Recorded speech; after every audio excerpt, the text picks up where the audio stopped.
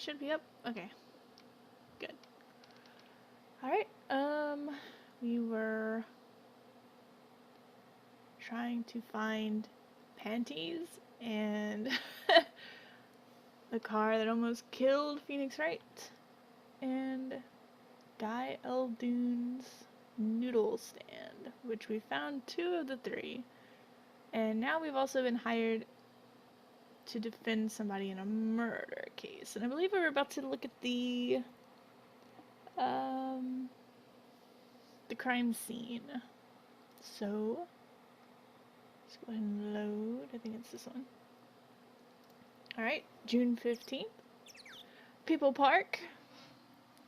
It's kind of a weird name for a park. On that note, enjoy your investigation. Thank you! Will we see you again? Ask the wind, Fräulein. I'll be riding on it. You're dumb. Who was that? Eek! Apollo, look! A corpse! What? Hey, it's just a mannequin. Wow, it sure got me. Might I ask exactly what it is you're doing here? Oh, it's you. How did you kids get in here? Oh, this guy, well, he was more like a prince, really. He let us in. Him again. That glimmerous fop always getting in my way. Anyway, this scene is off limits. Excuse me? We have a letter of request. One moment. Why is she holding that big magnifying glass?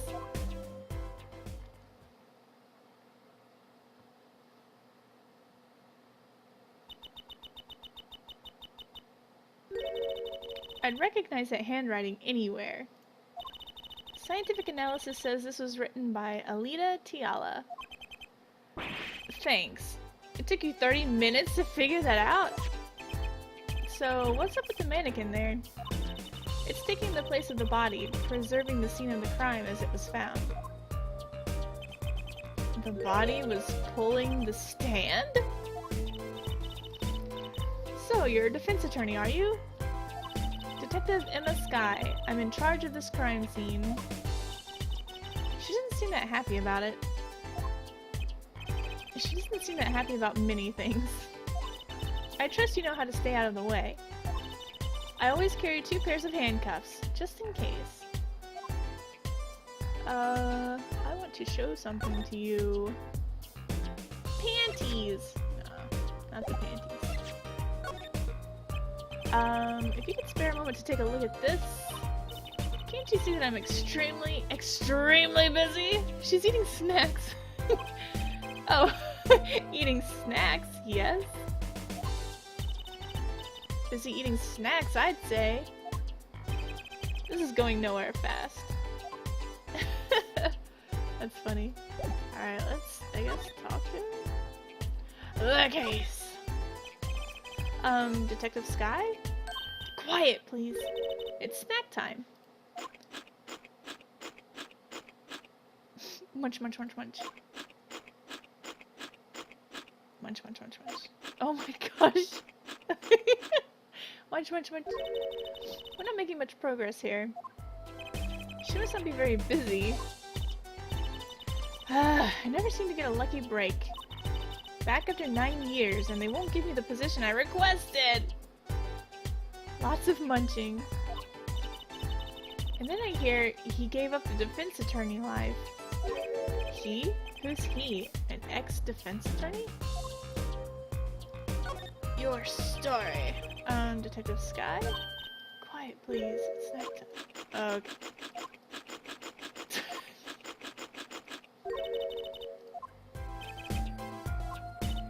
Okay, I don't know what's going on here, but we can't talk to her, it seems.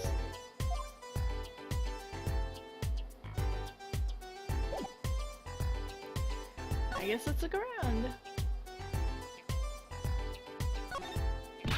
Hey there, no messing with a crime scene! But we need to investigate. Apollo! Look, that stand! It says Eldoon. I've noticed. Well, we've solved the case of the missing stand at least. Though the circumstances could stand to be better. So, are we not allowed to do anything, or...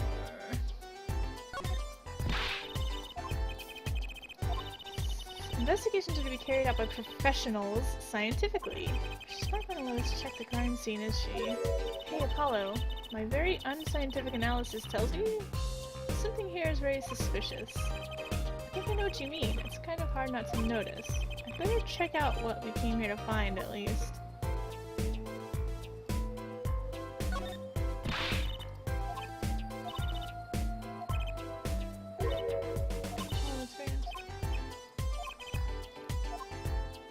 Okay, well, we found the noodle stand, I guess. Is that what they're talking about? Apollo, look, that stand. Okay, yeah. Alright, so can I just not do anything? Okay, I'm not looking anymore.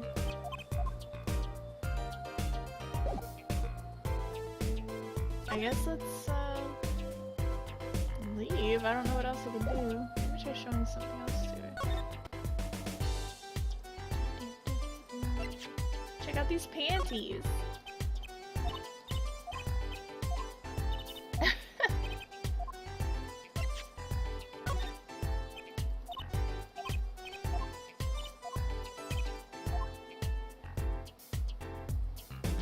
Alright, let's show you this bowl. No? Okay. It's not the bowl. What about this phone? Is this your phone? Oh, okay. Alright, well, let's get out of here, I guess.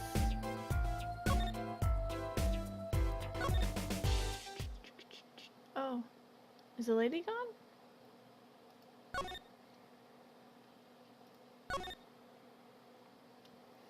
June 15th, Eldoon's house. Oh, Mr. Eldoon! Hello? Looks like he left. And we found his stand and everything! What about our free bowl? Oh, too bad. Looks like we'll have to wait a little longer for that bowl. So sorry. Oh, what a bummer. Okay. Well...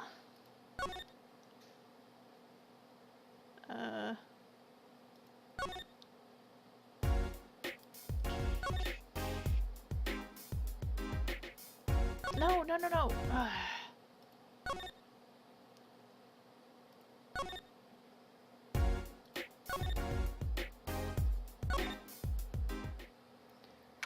June 15th, Hickfield Clinic. Oh, you're back. Run into some problems? Oh, Polly, didn't you want to tell Daddy something? Who? Me?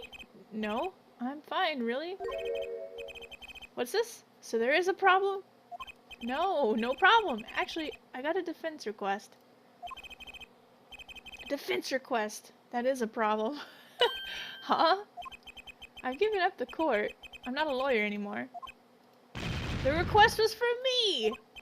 Oh, right. You're a lawyer, aren't you?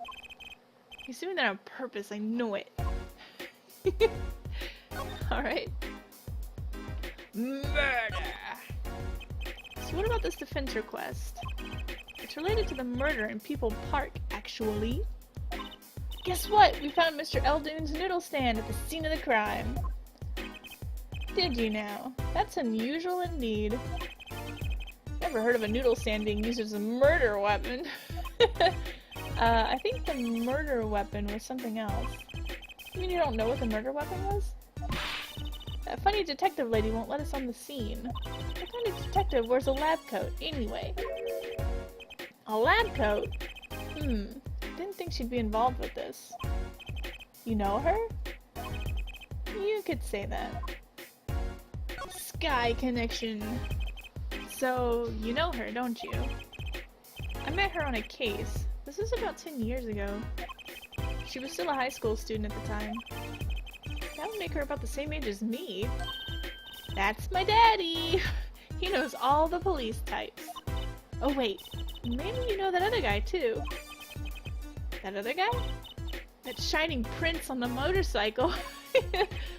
Prince? Mysterious prince.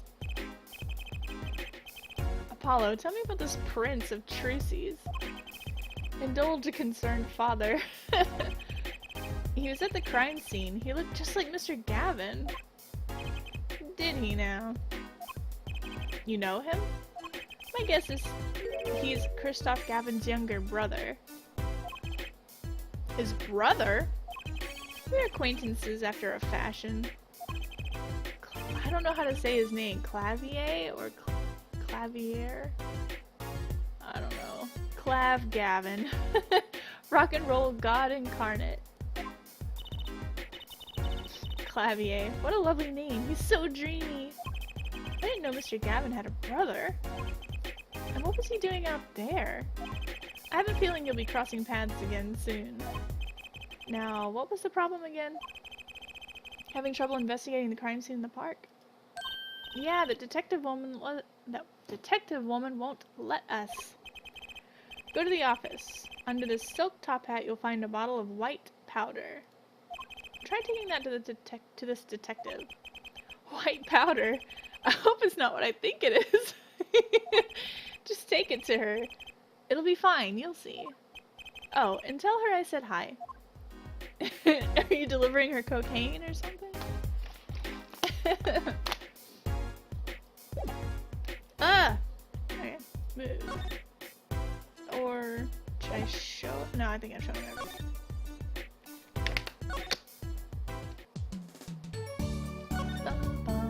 I guess I did look at the top hat. So this must be the silk top hat Mr. Wright mentioned. Let's take a closer look. Huh? Whoa! You know what this is, Trucy? I remember finding some in Daddy's dresser when I was little. I thought it was sugar, so I licked it. He got mad at me. This is getting more and more suspicious. White powder placed gingerly into pocket. Well, I'm glad it's really not cocaine. Let's go talk to that detective. She's sure to know what that white powder is.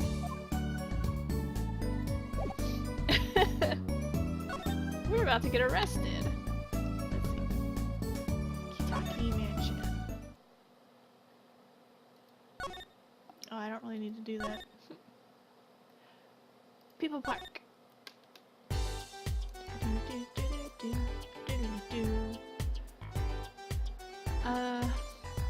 Prison? Oh, I can look at it. Why would I want to look at this? The bottle has a label on it. Can you read it? Not a word. I'm not sure I speak whatever language this is written in. That's too bad. I guess we're stuck with this mysterious bottle of white powder.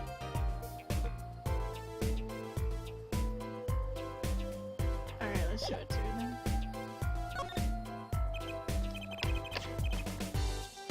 Does this ring any bells? Ah, is that... It couldn't. Where'd you get that? I brought it from the office. You work at the Wright & Co. law offices? Yeah, sort of.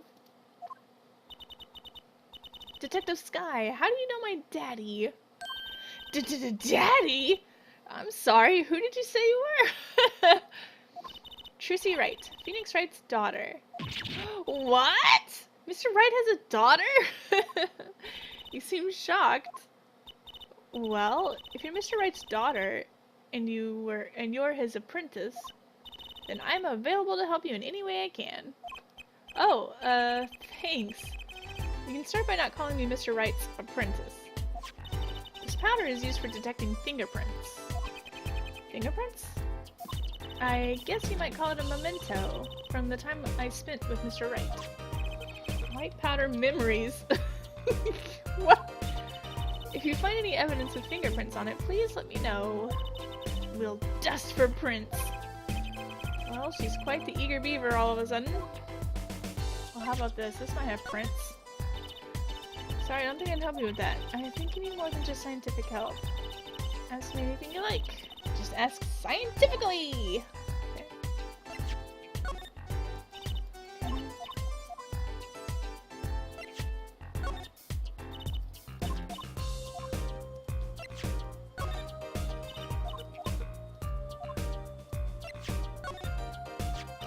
an attorney's badge. It reminds me of when Mr. Wright was still defending.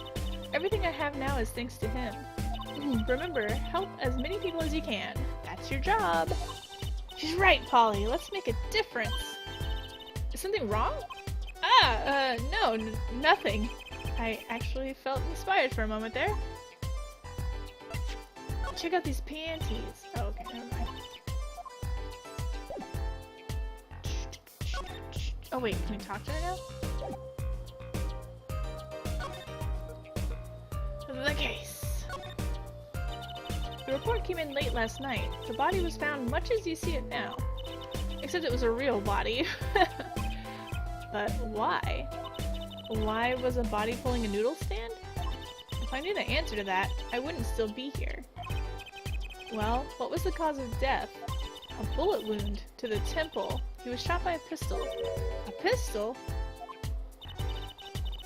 Not the easiest thing to come by in this day and age. Unless you're a cop or a gangster. Incidentally, the victim's name was Pal Maractus. I just received the autopsy report, in fact. Maractus autopsy report. I mean, really, what's up with this case? It's enough to make me want to run off, pulling a mysterious noodle stand behind me. Not so mysterious, actually. We should tell her, Apollo. After all, we know where the stand came from. A likely story. I didn't come here to play games, you know. Actually, we do know where the noodle stand came from. The noodle stand's owner is... Tweed! No. Walkie-Kitaki. Clavier. Phoenix Wright. Why is his image...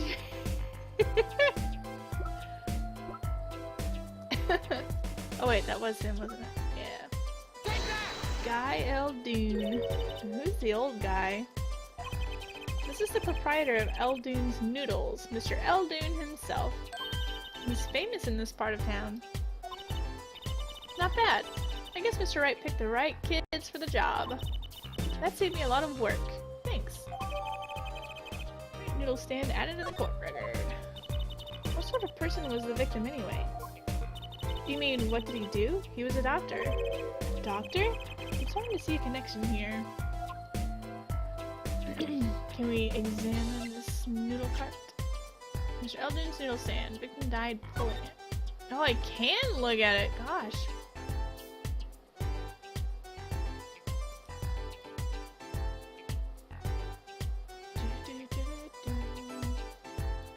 Mr. Salty.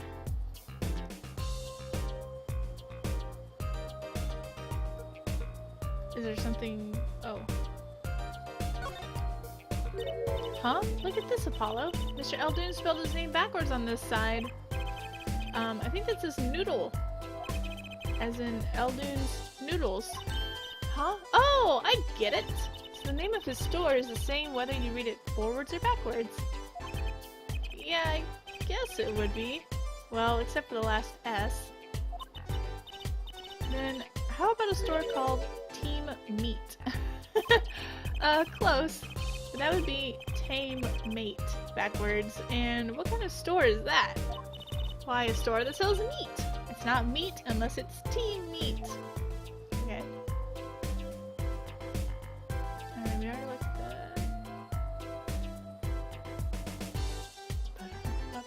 that. For all that stuff that's on here, there's nothing to look at.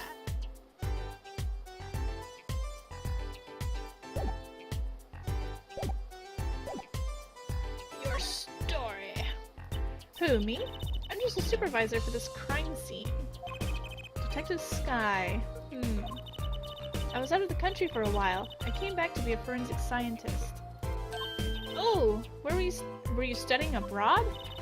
Something like that. I was studying in Europe. Forensic sciences, mind you. But when I got back here, they threw me in criminal affairs, just like that.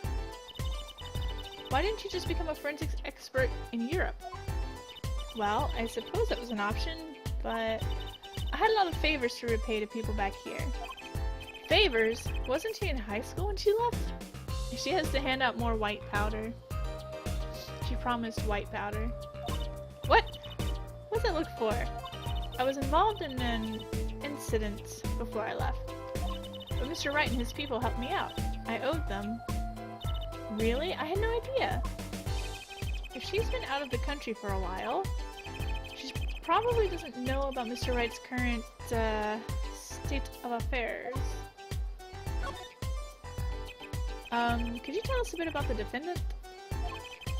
He's the only son of the Kitaki family, yes? Waki Kitaki. I don't know if he is the boss's son, but he's certainly throwing his weight around. Violently. In the detention center. I see.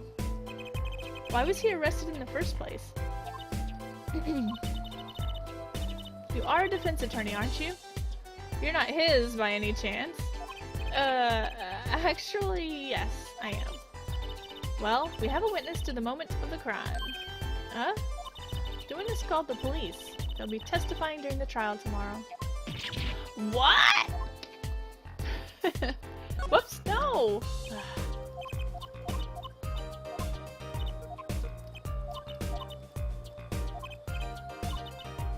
Yes.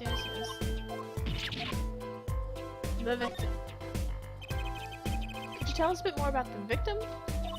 Well, let's see. Apparently, he's the physician at a clinic in the area. Quite well off, too, from the sound of it. The clinic's name is the Maractus Clinic. Maybe that's why the cop car was parked there. What? You've been at the clinic?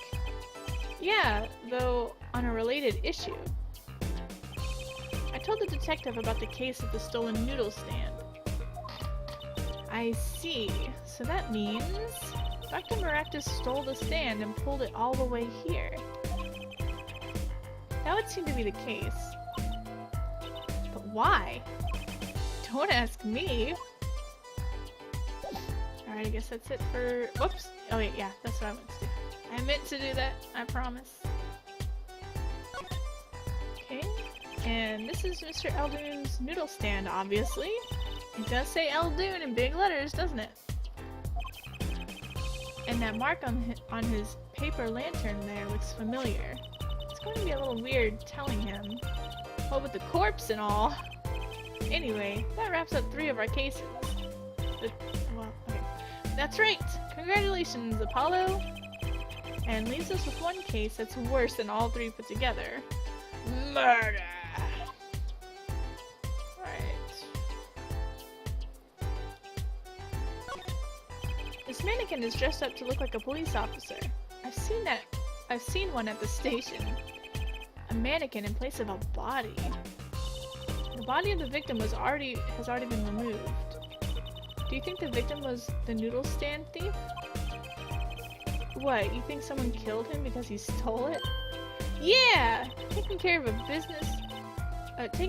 business, Little Plum Kitaki style.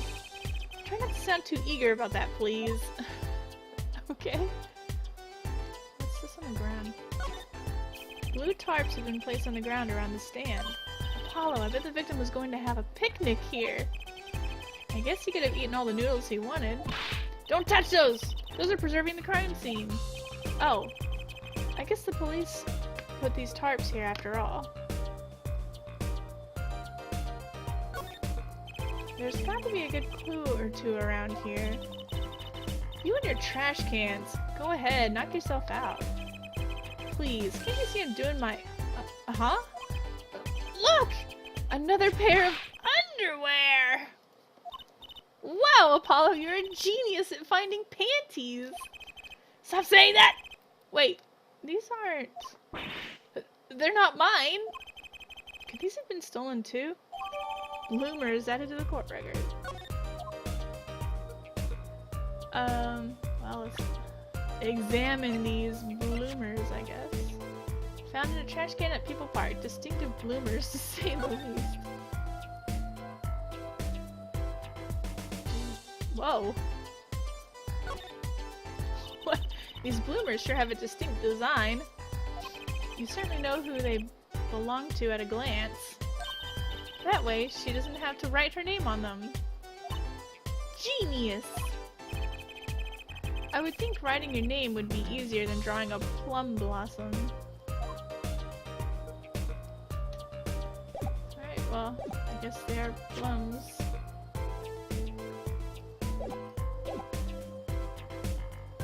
Is there anything else to look at? It's a knife! A shiv, to be precise. Oh, lingo! The defendant, Waki Kitaki, is the son of known gangsters. The police are assuming this belongs to him. Wait, but wasn't the murder weapon a pistol? Huh? Look at this! There's a handprint on this shiv. A handprint! And there might be a fingerprint. Let's investigate!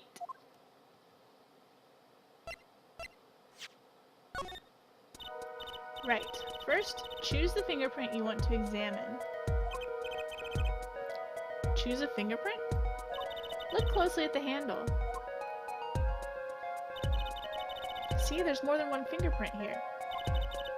Those black spots? That's right. Pick the one you want to analyze. Probably this one is the darkest.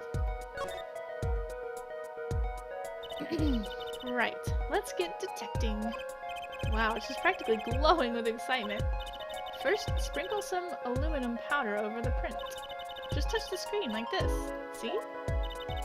Oil up by the print absorbs the aluminum powder, so you just dust it on. And blow it off. Blow? It's like whistling. You know how to whistle, don't you? Just put your lips together. Uh-oh. Wow, amazing! It's like magic! Hee, isn't it though? Right, let's give it a shot. Incidentally, it's important that you cover the entire fingerprint with powder. Alright, we're gonna have some problems here. I don't remember how I got this to work last time. Alright, we got this here. Alright, I obviously cannot just blow into my microphone, although I can set it up to do that. Let's see. Use connected physical microphone. Use internal noise sample. Okay. There we go. Good. Clear. Quite impressive. Next, to match the print. The police office has samples so you can tell whose fingerprint this belongs to. That doesn't sound like as much fun as actually finding the print. Okay, pick the person whose print you think it is. You probably have a good idea whose knife this is already. I guess Kitaki? Does look similar.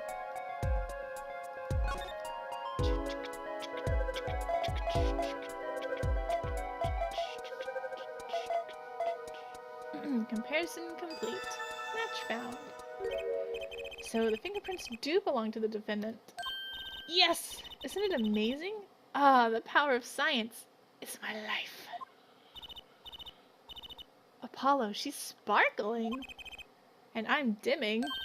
Look sharp, spirits up. The real fight is yet to come. Chin up, Polly. The trial hasn't even started and I'm already losing. Knife added to the court record. Alright. So, have you met the defendant?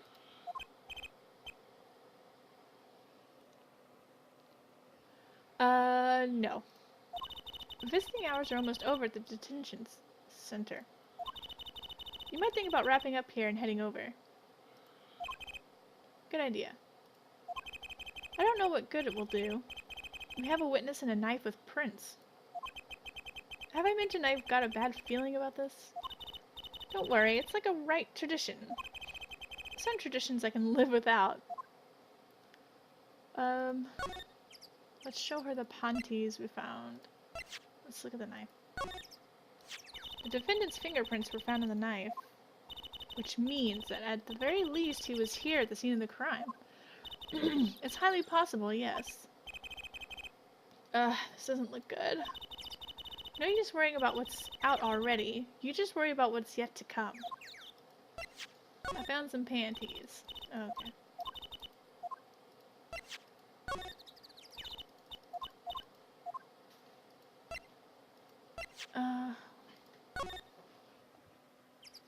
What are you doing? I'm looking for my phone. Did you find it? No. Do you want me to call it? Yeah. Oh yeah, this is your old phone. That's my old phone. Sorry. Oh, I found it. You found it? Yeah. Alright. Can you close my door when you leave? Yeah, sure, sorry. I love you. Alright. Victim's name, Pal Maractus. Male, age 46. Estimated time of death, June 14th, between 10:15 and 10:45 p.m. Cause of death, damage to brain resulting from bullet wound. Points of interest, entry point, right temple. Alright.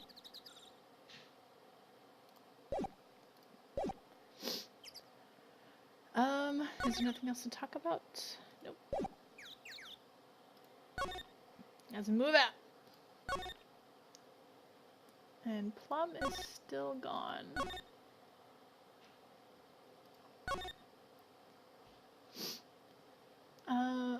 Let's see if Eldoon is back. Nope.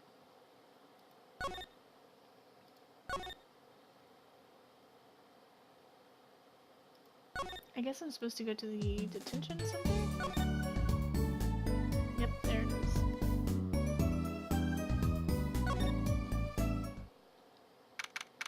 June 15th, detention center visitors room. I'm sorry, meeting hours for the day are all done. But we still have 3 minutes! I'll put in your request, but don't expect anything. The father's talking in the private room with him. The father? You mean like a priest? I mean the suspect's father, Mr. Winfred Big Wins Kitaki himself. Not someone I care to meet. Die, you! You're the one on your way out, old...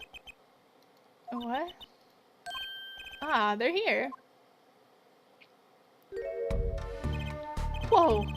This guy radiates power.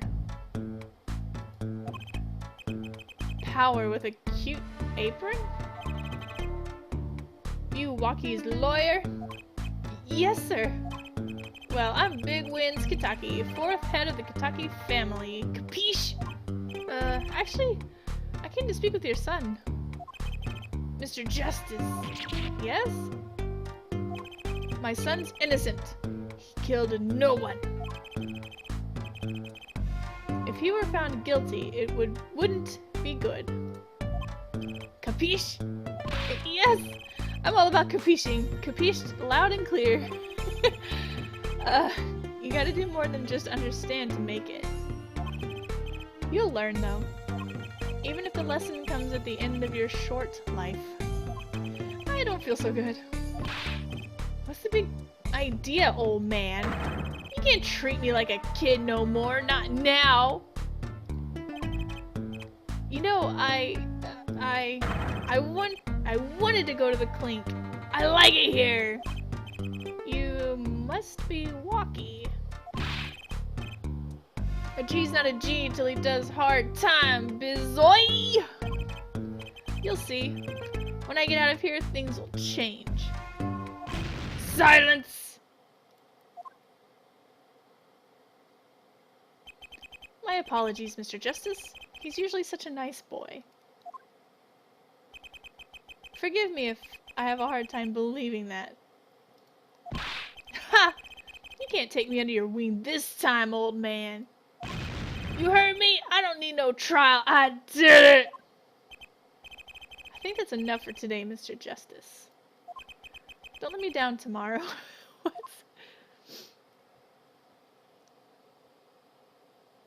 So much for talking to our client. We made so much progress today. We even found my panties. I had fun, at least. Of course, the biggest mystery of all remains. How am I supposed to build a case for the trial? Oh, almost forgot. It's time for my show. Tonight I'm performing at the Wonder Bar. You should come check it out. To be continued.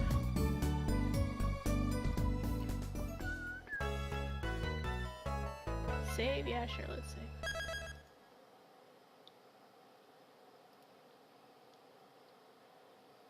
I really don't like that painting. I want the old painting. June 16th, 9:46 a.m. District Court, Defendant Lobby number 2. Huh, Mr. Wright's not here today? He said his old foot injury was acting up. Old injury? He was all smiles yesterday. Yes, he smiled when he said we'd be fine as long as you're there, Trucy. Yes, fine. We'll be fine. Here comes justice! I started my voice training at 5 this morning. Oh, do some now. I want to see. Here. Huh? Oh, okay. My name is Apollo Justice, and I'm fine! That sounds more like a self-mantra than voice training. I'm fine! You know what I'm saying? Ah! Good morning. Yo, what's up? Hit me with the guilty verdict, G. See if I care. You just hang loose and let things go with the flow. You know what I'm saying? Not really. Walkie, don't be running your mouth like that in here. See, that's the difference between me and you, old man. I ain't afraid of no cops. Real G's can't keep it real till they spend some hard time in the pen. You have absolutely no idea what you're talking about. Sounds like they've both been voice training too, Apollo. My worst fears realized. The trial's starting and I still haven't had a real talk with my client.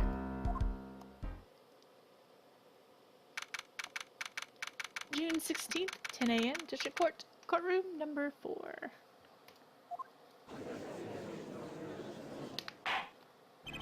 Court is now in session for the trial of Waki Kitaki. The defense is ready, Your Honor. Ready to rock and roll, Herr Judge. Ah, it's him! The guy from yesterday. He's a prosecutor? It's Mr. Gavin's brother.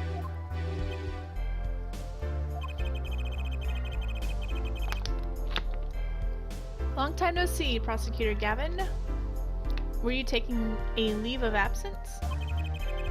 You know that little band I started in my free time? Thing is, we got real popular. Hard to say 9 to your fans when 3 of your singles go platinum, yeah? I see. To be honest, I was a little concerned. I feared that you might still be distraught over that one trial. Not to worry, Herr Judge. I wouldn't miss this day in court for the world. It's worth even more than VIP passes to one of my concerts, yeah?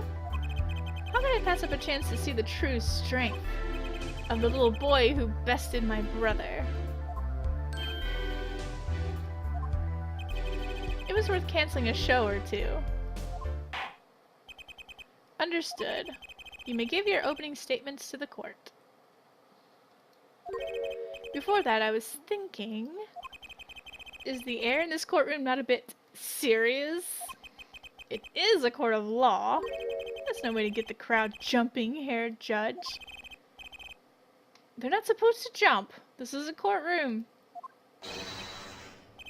Octoon, baby! Today we play it my way. What's that noise? Sometimes you have to get up in order to get down to prosecuting. This is crazy! The victim, Pal Maractus, director of the Maractus Clinic. Ugh. The scene, People Park. He was found pulling a noodle stand. What in the world was a doctor doing pulling a noodle stand? Yes, I believe you will only find that out by asking the defendant right here, right now. Because it's an undeniable truth that he shot the victim. What do you mean undeniable? If you were to glare at anyone, Herr Justice, glare at the punk in the defendant's chair. His crime was witnessed quite clearly, you see. Very well. Please admit this witness to the court.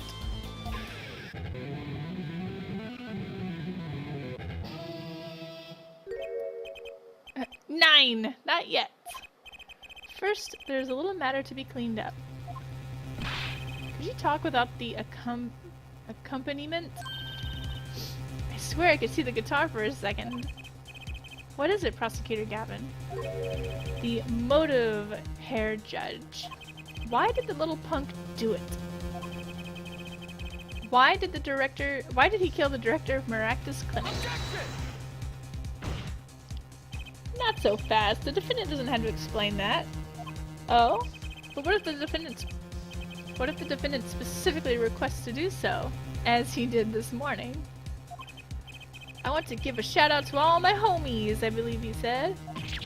What? What is right? They always say that on stage. You should hit the crowd with speed and ferocity. Sounds like he got you good, huh, Polly?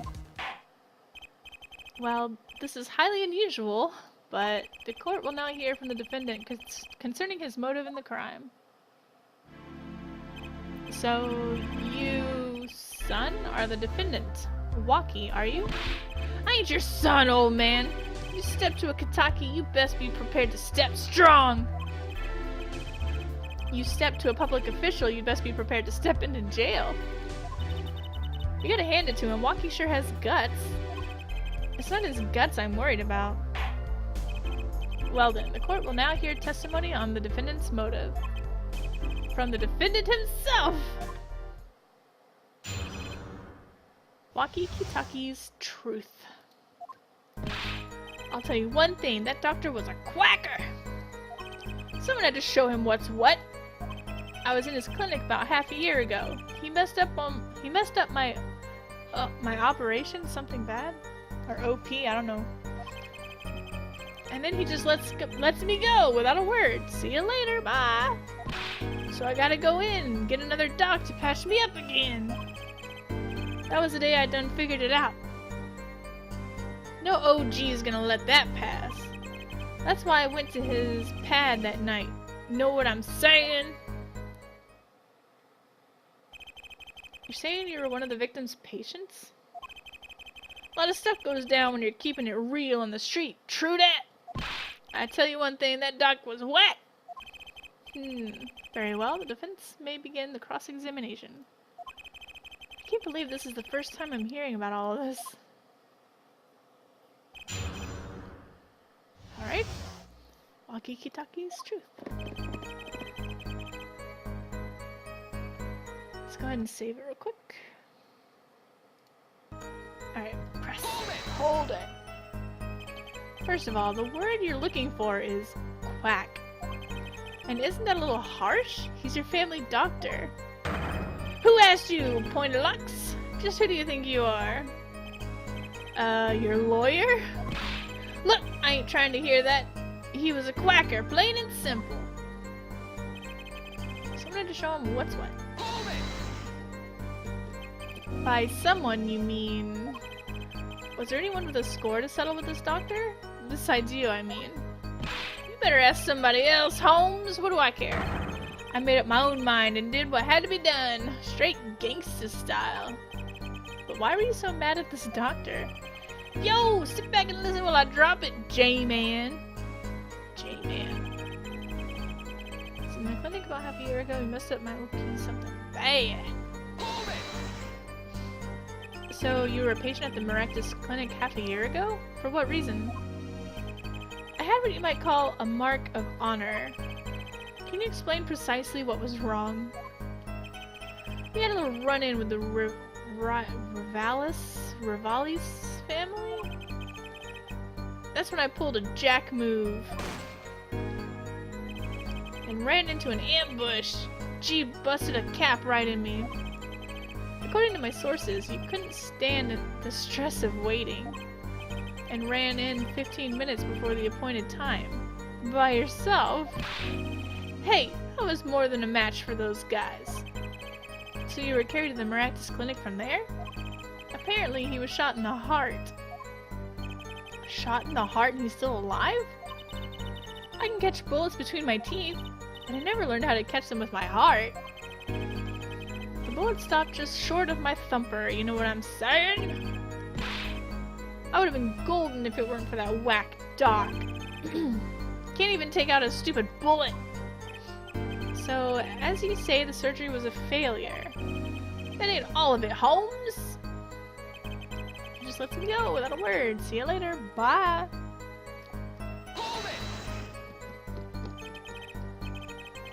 What do you mean he just let you go without a word? What do you think it means? It's whack, that's what. I'm not sure what that means, but it sounds bad. It sounds as though Herr Doctor wished to hide his mistake. This is why he let the defendant go. He's a liar, straight up! He's a badder G than me. Gotta go and get another doc to patch me up again. So this bullet is still... You know it! I can still feel it! Right there in my chest, pressing up against my heart. Your words are like a bullet shot straight into my heart. Or something to that effect. Incidentally, that's from one of our hit singles. Well, that sounds like a straightforward case of malpractice. Word, J-Man, weren't no accident. That's for shizzle. It seems that there were issues with this doctor. Man, putting him down was like doing the world a favor. Waki, please consult your lawyer before saying things like that. Chin up, Apollo. Back straight. But why did this mistake only come to light that day? It was found during the family's health checkup. The family checkup? That was the wackest thing of all. All us G's lining up, taking eye exams and all that. Better to die young and fade away, bizoy. A relief to hear. Huh? What's the relief? Oh, did your father not tell you? That bullet you carry so close to your heart, if not attended to immediately, it could kill you. What? Yes, Herr Dr. Maractus had knowledge concerning this ticking time bomb in you. Knowledge that could have saved your life. No way! That's whacked! There's proof! Your checkup report. Waki's checkup report added to the court record. How ironic that you would kill the one man capable of helping you. You're almost as careless as he was.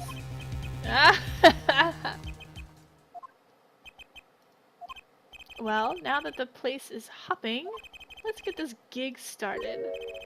Started? We've had enough of a warm-up act, yeah? Time to hear from the witness. Waki sure is quiet all of a sudden. I'm a little uneasy myself. Is this Gavin's strategy? Ugh, what? So, you will tell us your name and occupation.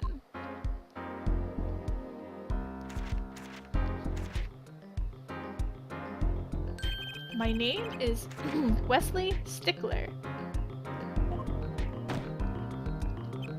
By occupation, I take it you refer to a profit society at large, under which definition I must confess to be. However, we must acknowledge the meaning of identity, which is commonly attached to this notion of occupation, and once we have accepted this reality, we see that our confusion is not gestalt per se, but the vainest inherent representations, by which he means to say that he is a student. A junior at Ivy University, if I'm not mistaken. Yes, in the Department of Science and Engineering. Filled with curiosity for all things, I spend my days in pursuit of truth, honing my... Herr Stickler, please direct said curiosity to the case at hand today. Very well, Mr. Stickler. Please testify to the court about what you saw on the night of the crime.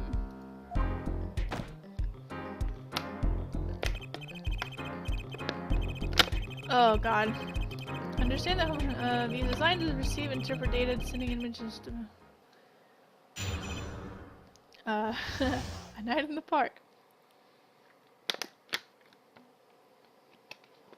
This guy is so weird looking, and yes, it's a guy. Ugh.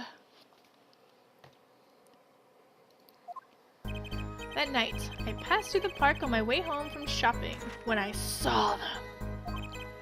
One man pulling a stand, another man facing him. I saw them quite clearly. The man facing the victim was the defendant. In his hand he held... yes, a pistol! It was pointed at the man pulling the stand. A shot! The bullet hit the man pulling the stand from the front, square in the forehead. No, but okay. Was there anyone else in the park at that time? I can say with 100% accuracy that there was not. The pistol our witness refers to is this. The court accepts this into evidence. Pistol added to the court record. Very well, Mr. Justice, you may cross-examine the witness. Yes, Your Honor. Trucy, why are you staring like that at the witness? That man. I can't help but feel I've seen him somewhere before.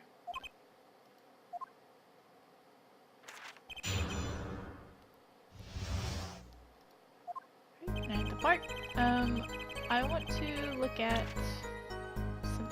let's look at these items. A weapon left at the crime scene. 2 rounds were fired, fingerprints were wiped. So there's no fingerprints. Whoa! Don't point that thing at me! Don't worry, I can handle myself around guns. Magic guns, at least. The ones that pigeons come out of. Very reassuring.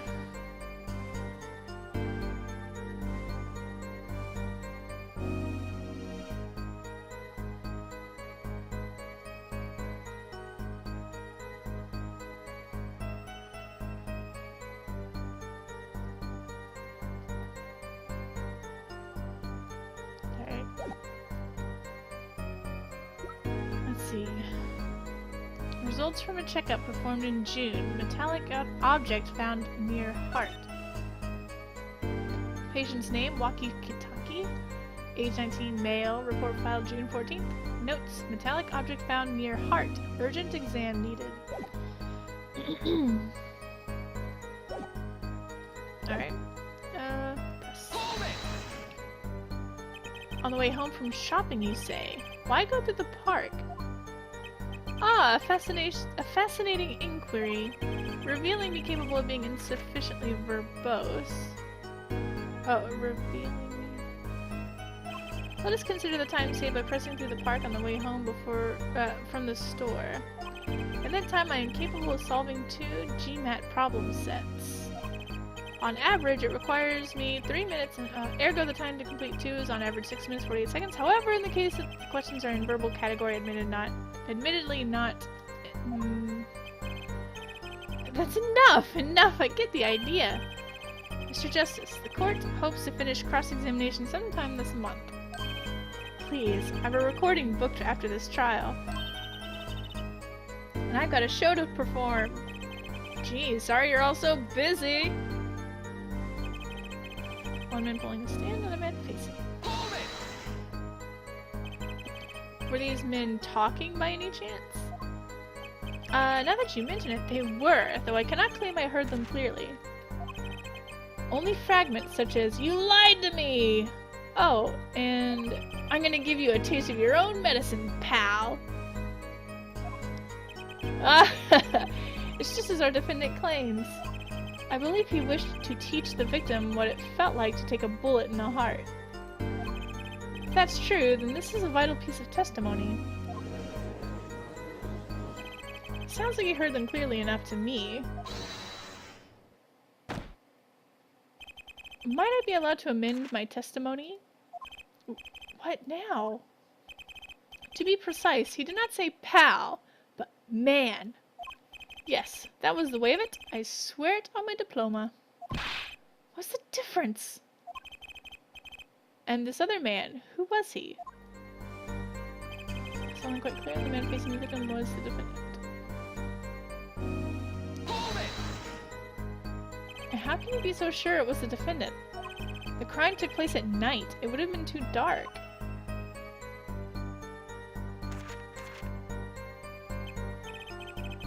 Perhaps I was remiss in not mentioning this earlier.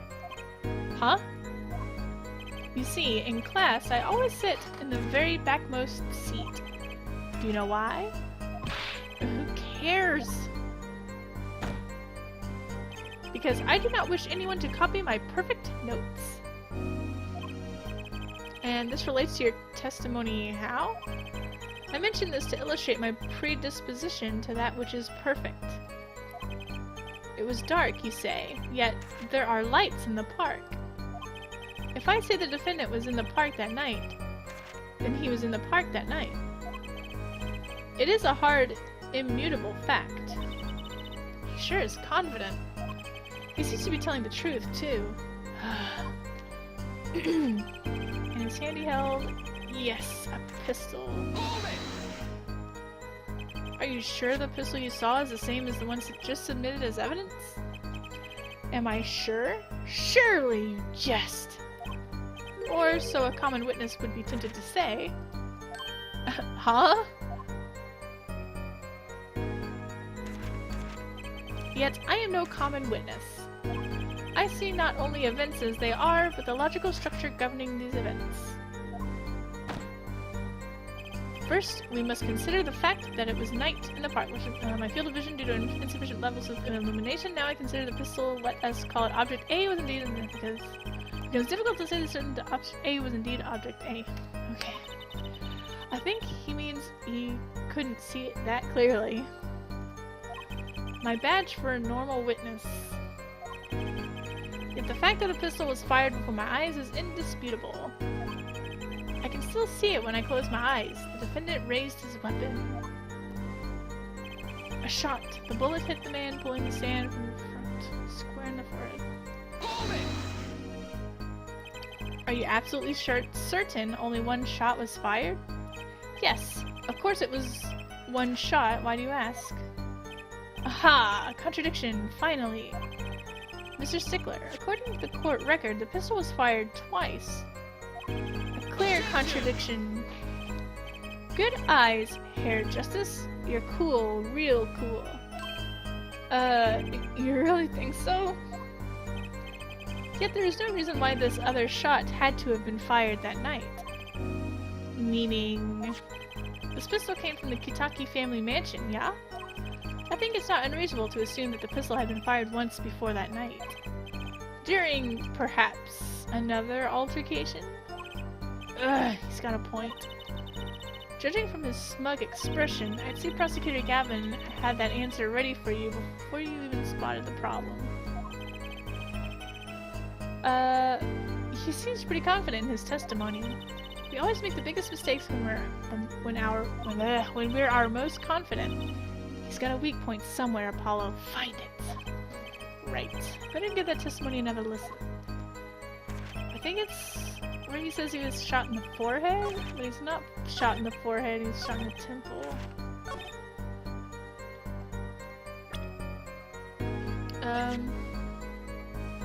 Objection! Alright. Phew, if that's all of it, I think I have a chance. Is that you relaxing, I see, Herr Justice? Huh? Oh, objection! Once is quite enough, Mr. Justice. Apollo, pace yourself. This trial's not over yet. Right. Look at this. The autopsy report? Is there a problem with the autopsy report? Right, yes, there's a problem. The problem is the location of the entry wound. The location? You testified that the killer shot the victim square in the forehead, did you not? Ah, I have already determined your angle of inquiry. Allow me to explain. It is quite simple, really. First, understand that when I say square, I speak not of geometrical absolute, but what I mean for this. For example, oh my god, the wavelength of the light emitted by a krypton particle is a well-known fact. The krypton particles are rare and invisible to the naked eye, which points to the... I hate when they have characters like this that ramble. Mr. Justice. Yes? What's your objection to these, krypton particle things? This is the big time, and you are obsessed with something so small? You disappoint me. No, I'm obsessed with something big. I mean, there's a bigger, less nitpicky problem here. Do tell. Just look at the autopsy report. The location of the entry wound was the right temple. Temple? Mr. Stickler, you said quite clearly that the victim was shot square in the forehead. That's a contradiction. Isn't it? It is, right? Finally. Objection! Herr Justice. Oh, Herr Justice. Yes? Your tactics are outdated, trying to shake the witness by objecting to trifles? Surely you haven't forgotten the fatal wound your master suffered 7 years ago. Phoenix Wright, was it? Look, I know the wound was in the wrong place according to this testimony. Yerk! Ugh! Hey, Herr Forehead. Forehead? Let us imagine you are walking through the park. You see two men facing each other, one with a pistol trained on the other. What would you do, Herr Forehead? Well, I guess I would try to stop them. I'd probably shout, "Stop!" And you, Fräulein? Me? Well, I'd probably scream, "Eek!" And you, Herr Stickler? What did you shout, I wonder? Ah! The victim turned his head at the last moment. Gulp. Ah yes, thank you for jogging my memory. It sounds like an addendum to the testimony is required.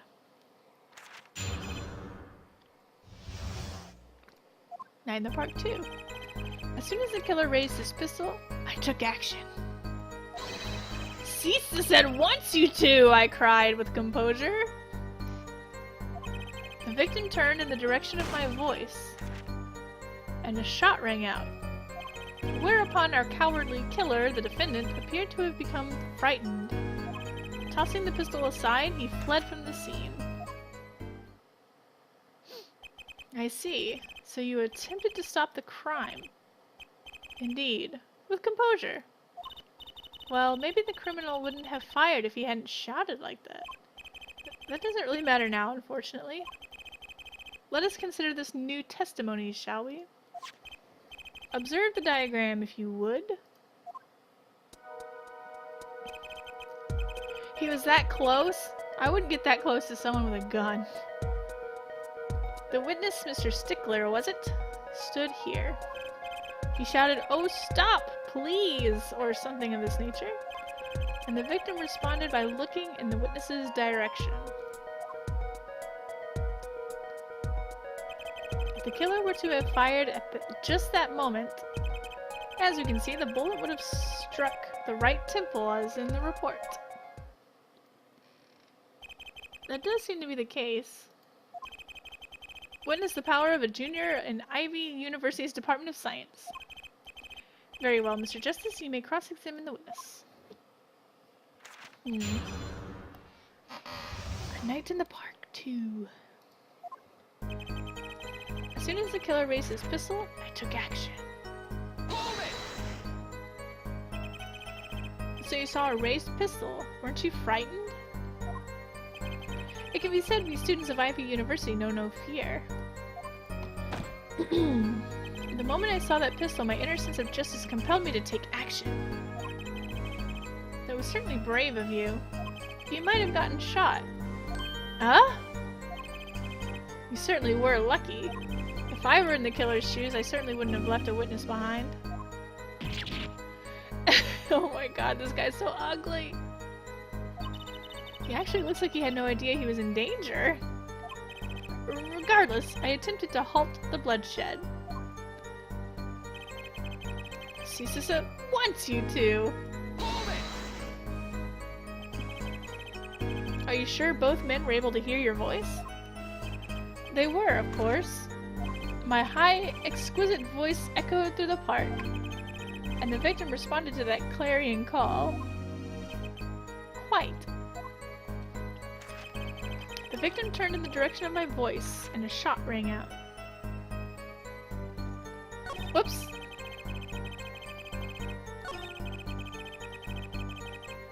Hold it!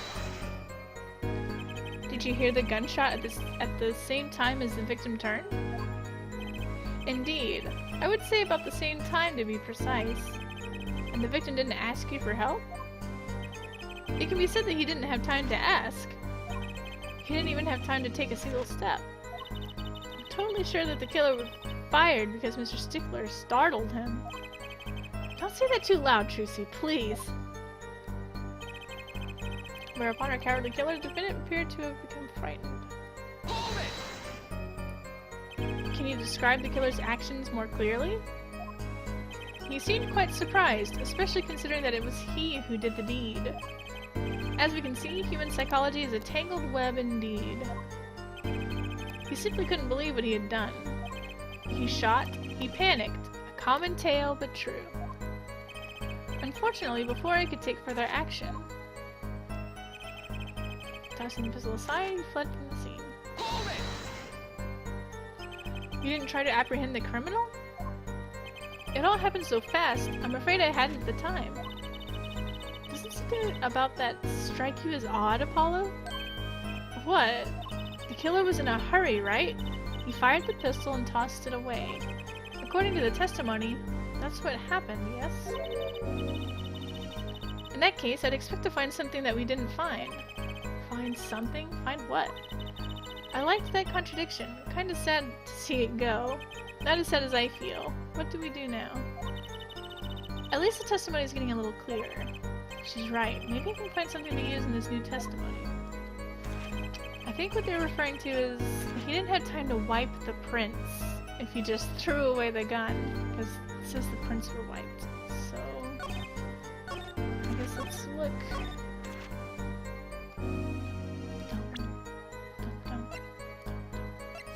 Objection! Yes.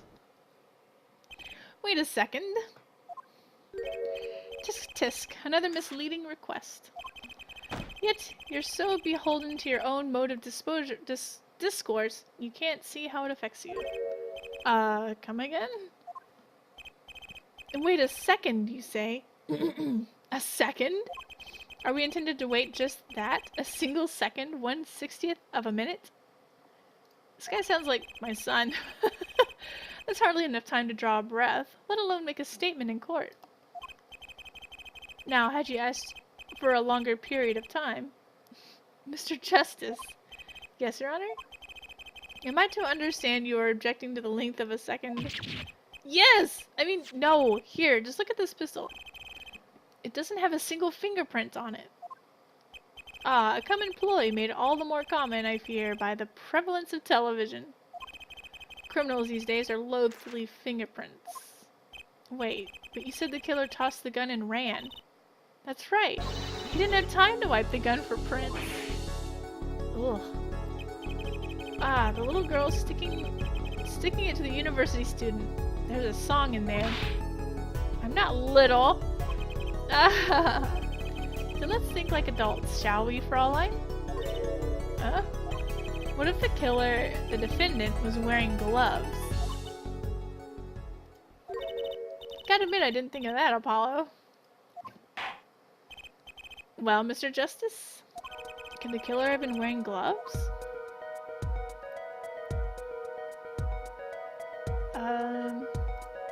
Do we have any proof that he didn't wear gloves? Oh, his fingerprints are on the knife.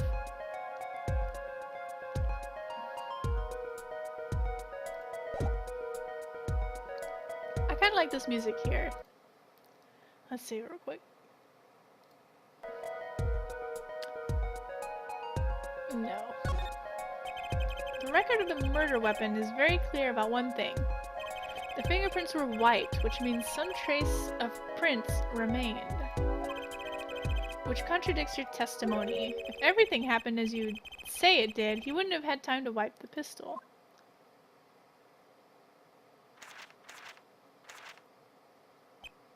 That may be, but it does not change what I saw. The killer, the defendant. He threw down the murderous weapon from his hand and fled.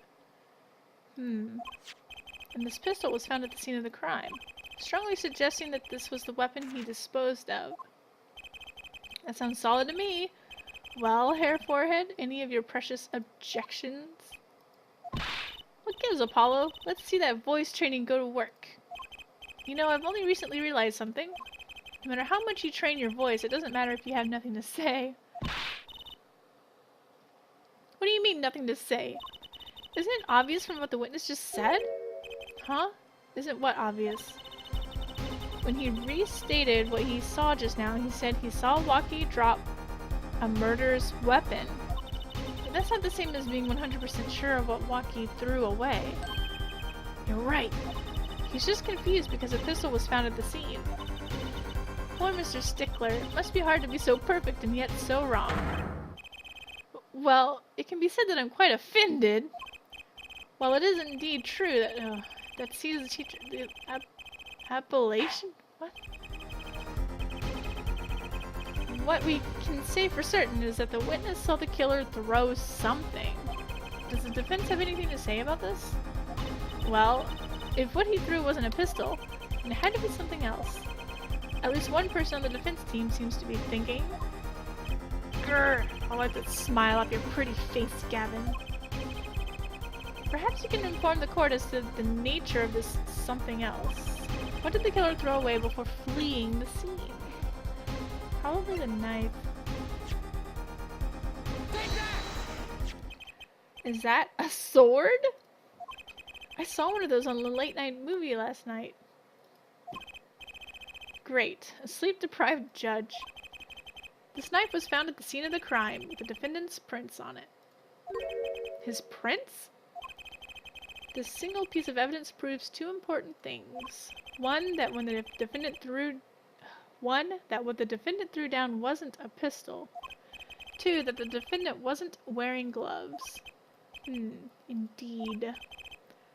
Oh, Hair Forehead. You're forgetting two other things you've just proven. Huh?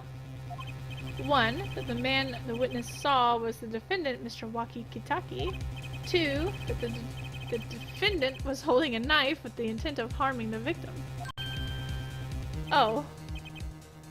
Indeed. Grr, never underestimate Gavin is the lesson here. Well, it doesn't matter. He wasn't murdered with a knife. So it still doesn't prove that he murdered anybody.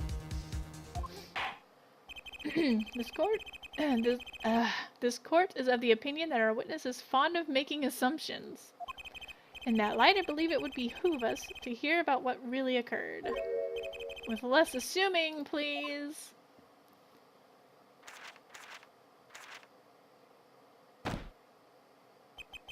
It is always the same with you people. Mark left the house on foot, and 5 minutes later his brother left after him. How long would it take for Mark's brother to catch up to him? Assuming that Mark never had to stop for a traffic light. What is that face? His nose is like... Ugh. Assuming. Yes, that's what I said. Assuming. As if that were a probable situation at all. Ugh. Yet here you are assuming that my assumption is no better. What this court assumes is that the witness will testify as to what happened after the shot was fired. Ooh. From shot to call. I cannot prevent the killer from leaving the scene. Nor can I simply leave the scene in good conscience. Ergo, I used my cell phone to call the police. Until the police arrived at the scene 10 minutes later, I saw no one else.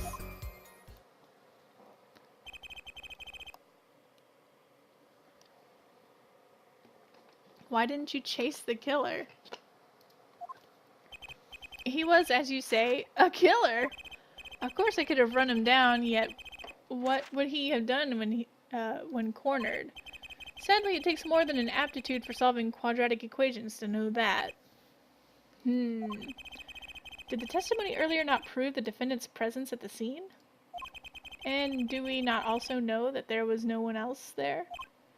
It seems clear that we have our killer. Does it not? Does it not, Mr. Justice? I'd better find a way to take this testimony down, quick.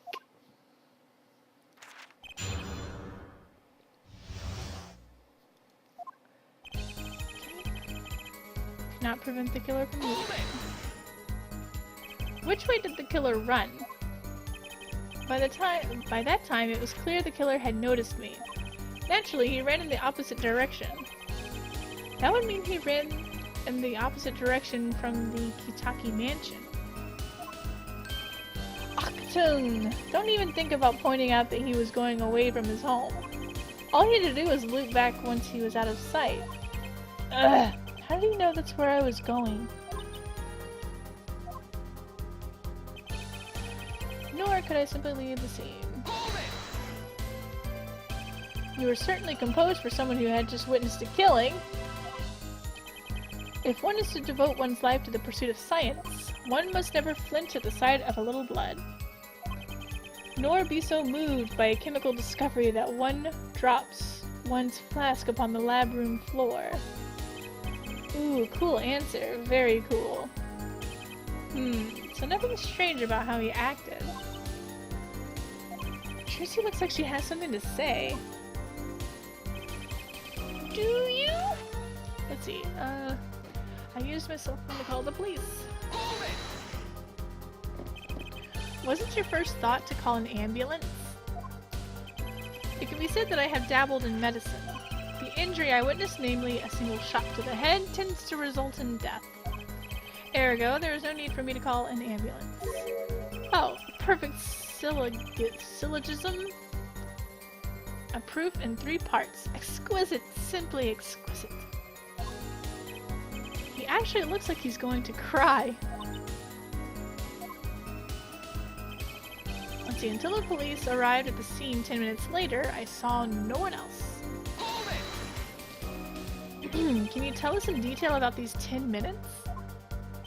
I stood in a state of heightened awareness. Anything could happen at any moment. Anyone could appear from any direction. Is that all? No one came. Nothing happened at all. I saw it all, which is to say, I saw nothing. It was late at night. It's not odd to think there would be a few people around in the park. So we just stood there watching? Not much to go on there.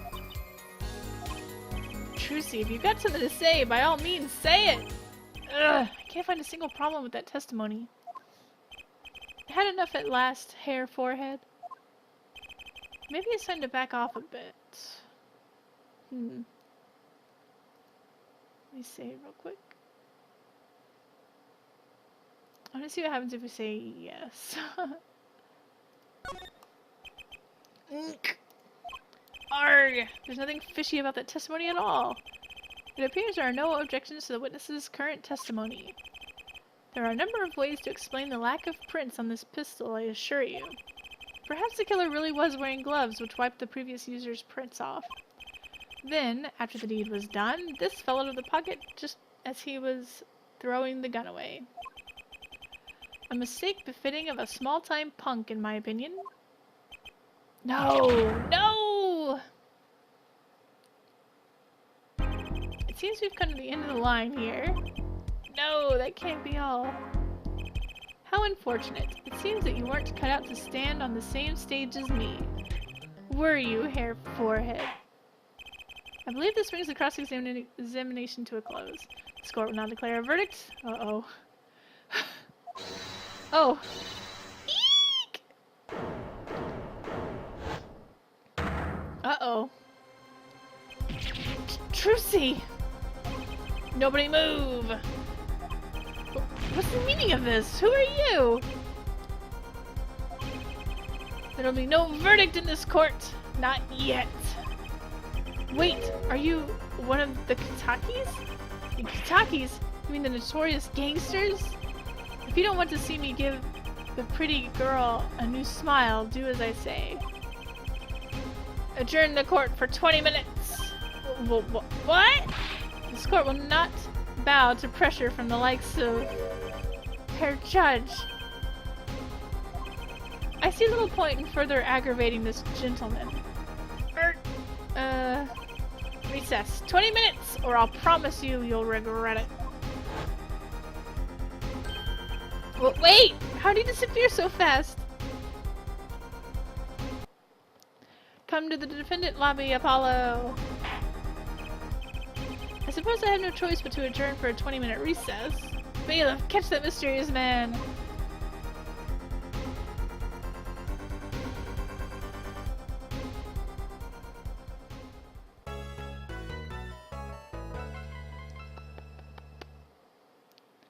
Ooh.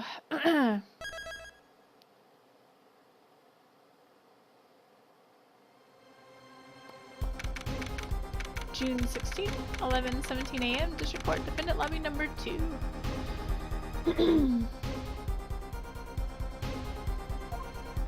Trucy! Trucy!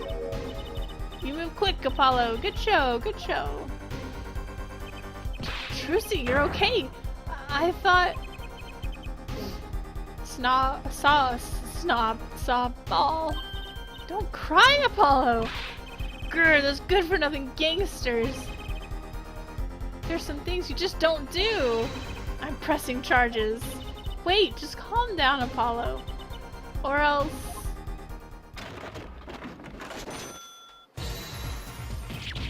Oh, what the heck is that?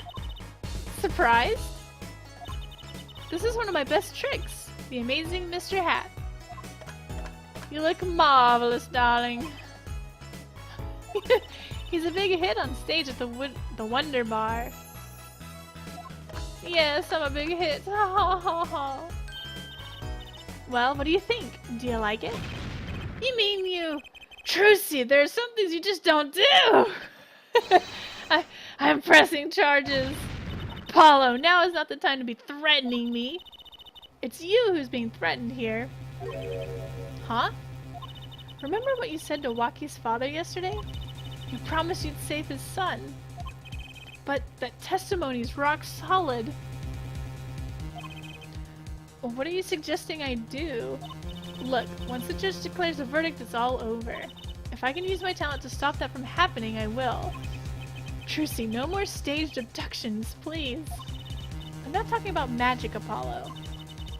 I know when the witness isn't confident. I can perceive what he's feeling. It might not mean anything, but it's all we've got. You can see what he's feeling? Think back, Apollo. Think back to the times when there was a contradiction in his testimony. All 3 times. All the times there was a contradiction? Let's just say I remember? Well, I think I remember them, sure. There were 2 times when he made statements he wasn't confident in, and each time there was a contradiction. In his hand he held, yes, a pistol. It was pointed at the man pulling the stand. Tossing the pistol aside, he fled from the scene. He said the man tossed aside a pistol, but it turned out he wasn't sure, and sure enough, there was a contradiction. Well, that's true, but how does that help us? Didn't you notice anything? Whenever he made a statement he wasn't confident in, he displayed a certain habit. In his hand he held, yes, a pistol. It was pointed at the man pulling the stand. Did you see it? The very moment he said the word pistol, his fingers got all tense and he fiddled with the corner of a page in his book. How am I supposed to see that? Well, I can see it. How else do you think Daddy went 7 years without losing a game of poker? What?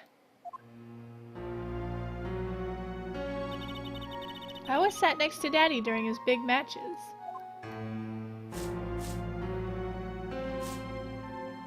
I could see what his opponents were feeling.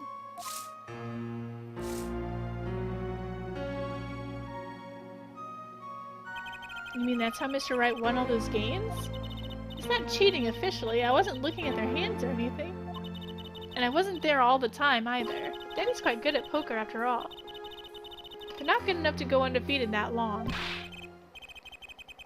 Great, so he cheated, but what does that do for us? Ugh, I don't believe this. You have to listen to his testimony one more time. No, scratch that. You have to watch his testimony. Perceive the truth. Watch a testimony? Perceive the truth? The only thing I'm perceiving is that I'm going to lose. Not true. Daddy said so. He said you have the power, Apollo. Mr. Wright said that? Watch the testimony. Perceive his true feelings. Is she serious? Time's up. Sorry I can't think of any other way out of this one, Apollo. What was that she said before the trial started? Huh? Mr. Wright's not here today? He said his old foot injury was acting up again. Yes, he smiled when he said we'd be fine as long as you're there, Trucy. Is this what he meant by us being fine? Well, methods aside, she did avoid one guilty verdict already today. Time to show the court what I made up. Get ready for justice! Let's do it! Apollo! You know, I'm starting to think I can do this. I knew you could do it all along. Oh, one more thing. Try to cover for Mr. Hat as best you can. I just flew in from the coast and boy have my arms tired. Right.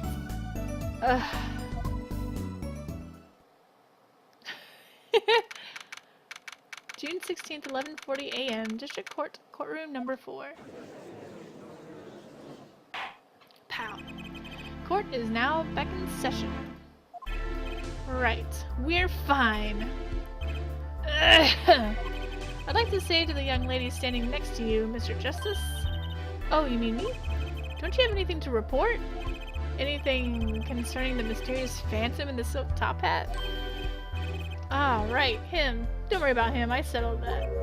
You settled that? Yes. It was an out-of-court settlement. Right. Perhaps Fraulein would have us believe it was nothing more than a passing dream. A fantastic illusion. Now you see it, now you don't. Am I right? I think he's on to me. I wish he would stop being so cool. Let us dispense with these niceties and get straight to the matter. What are your plans for our gifted witness? Right. The defense would like to request another cross-examination. Because I forgot to ask something. There was no issue with the witness's previous testimony. I will grant your request, however, but this court will not permit stalling for time. Understood, Your Honor. Don't forget Apollo. When he isn't sure about something, he has a habit of fiddling with his book.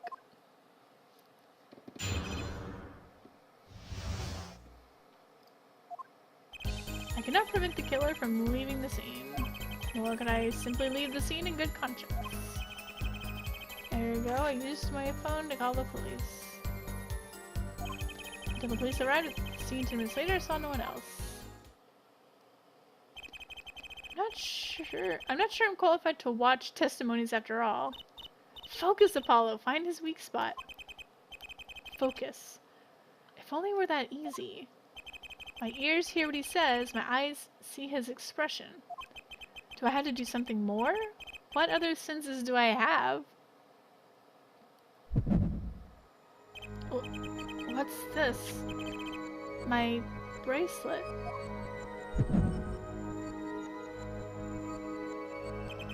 What's going on?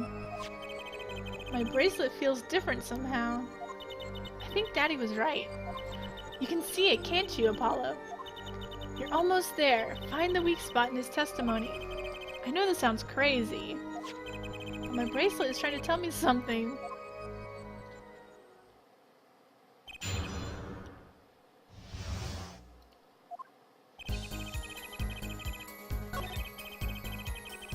Alright, it's here somewhere.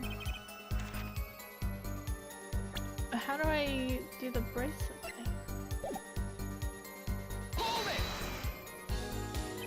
So you called immediately after witnessing the murder? The police undoubtedly have a record of the call. Why not check with them? Wait, Apollo. This has to be it. Wait, you mean his habit? Don't forget, Apollo. When he isn't sure about something, he has a habit of fiddling with his book. The only time he even had the book open was here. Which means this is the place to look for this habit. I don't know how I know, but I know. Know what?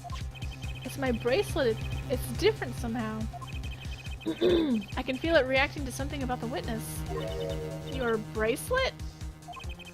I'm not sure I get this focus stuff you're talking about, Trucy. But I have a feeling that trusting my bracelet is the way to go. Okay, I just need to touch my bracelet as it reacts to the testimony.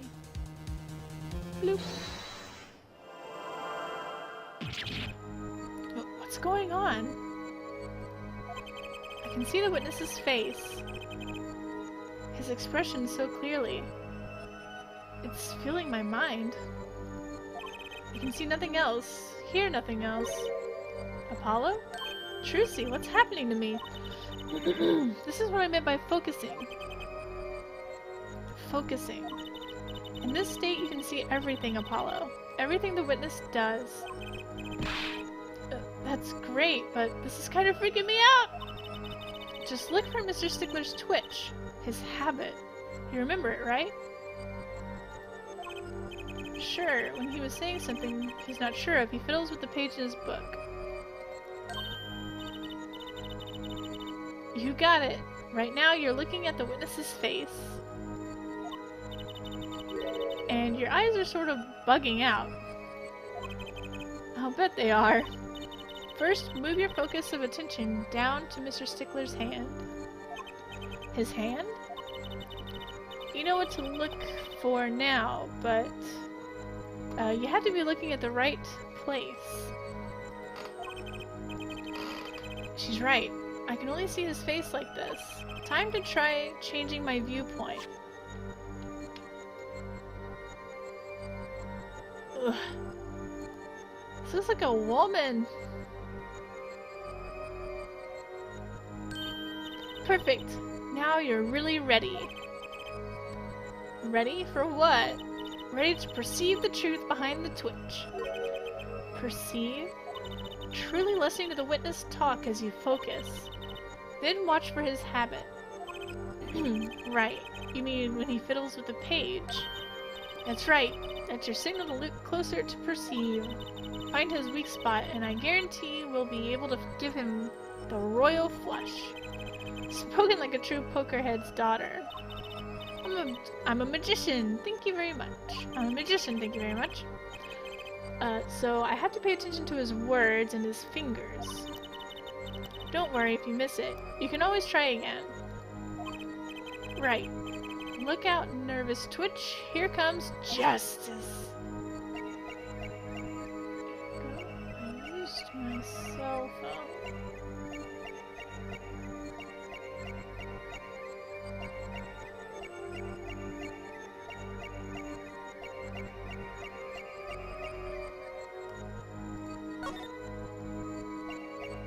Okay, we have to wait until he starts. Gotcha! Gotcha!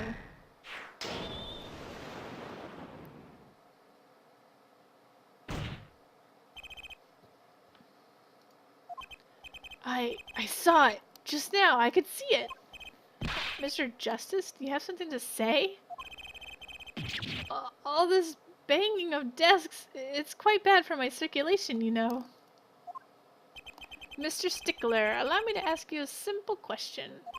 Why did you fiddle with the page of your book just now? The very moment you mentioned your cell phone. What are you talking about?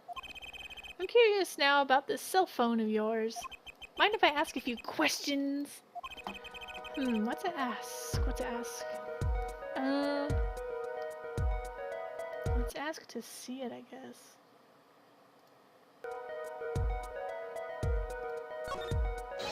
Mr. Stickler, please show me your cell phone. Why? Whatever for? Show me and you'll find out. Well, I can't. I don't have it, you see. You don't have it? Mr. Stickler. Is this your cell phone? Oh, come on. Please don't tell me that's a cell phone. Yo! Where did you get that? That's the phone from yesterday. Look, a cell phone. Someone dropped it beneath this tire. If the car moved, it would be crushed for sure. I wonder if it belongs to the doctor here. How strange, Mr. Stickler. Can you explain why your cell phone is sitting here in my hand at this very moment? Wait a minute. What is the meaning of this? The cell phone was found yesterday in the Maractus Clinic garage. The Maractus... Why, that's where the victim lived. Yarg! That's impossible. Mr. Stickler, you lied to the court, didn't you? If your cell phone is here, how could you have called the police? Wow! It's true. I didn't have my cell phone that night. That is why it can be said that I called the police from a public payphone. A payphone? So you didn't call on your cell phone after all? Just where was this payphone located, Mr. Stickler? Well, to indicate it with a startlingly high degree of accuracy, it was right around here. That's quite a ways from the park. But why did you lie? There can be only one reason. He didn't want the court to know he had lost his cell phone. Because it was found in the victim's garage. What are you saying? Mr. Stickler, you broke into the Maractus Clinic garage on the night of the murder. The cell phone tells all. That's ridiculous. What makes it sound like... that makes it sound like I snuck into this fellow's garage to commit some crime. As though I were trying to kill him. Well, Dr. Maractus was killed that night.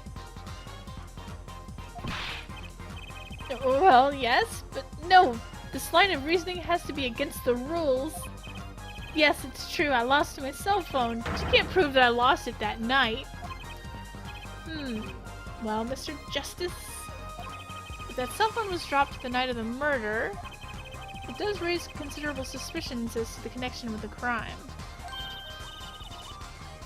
Now's your chance, Apollo. Connect Mr. Stickler to the crime. Oh, he's already connected enough. I just have to prove it. Well, do I have a piece of evidence that can do the job? Can I prove the cell phone was dropped on the night of the murder?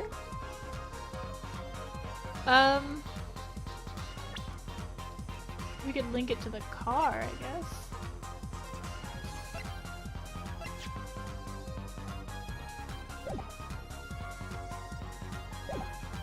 Oh, let's save it.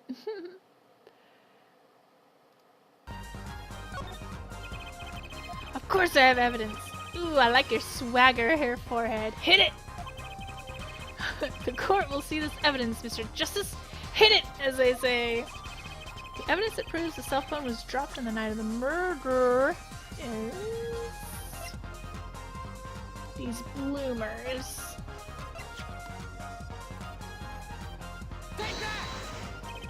That's a side view mirror. As it so happens, Dr. Maractus' car was in an accident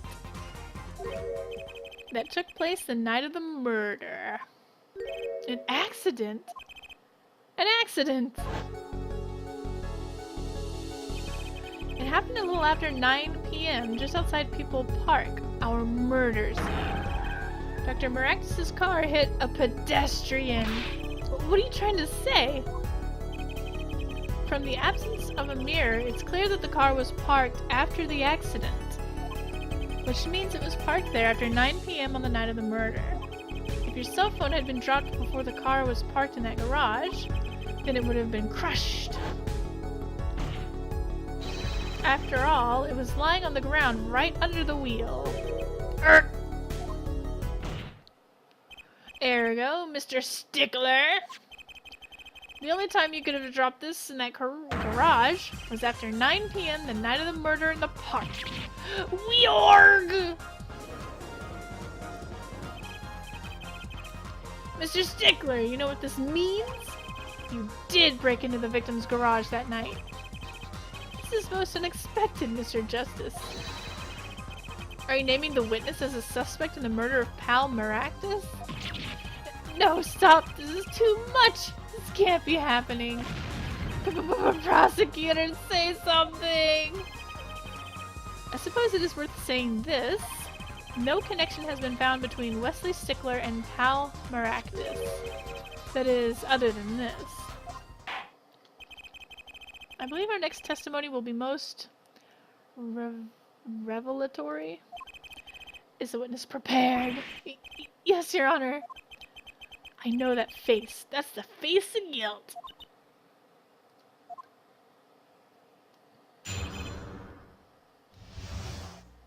Stickler's truth. That night, yes, I went to the supermarket.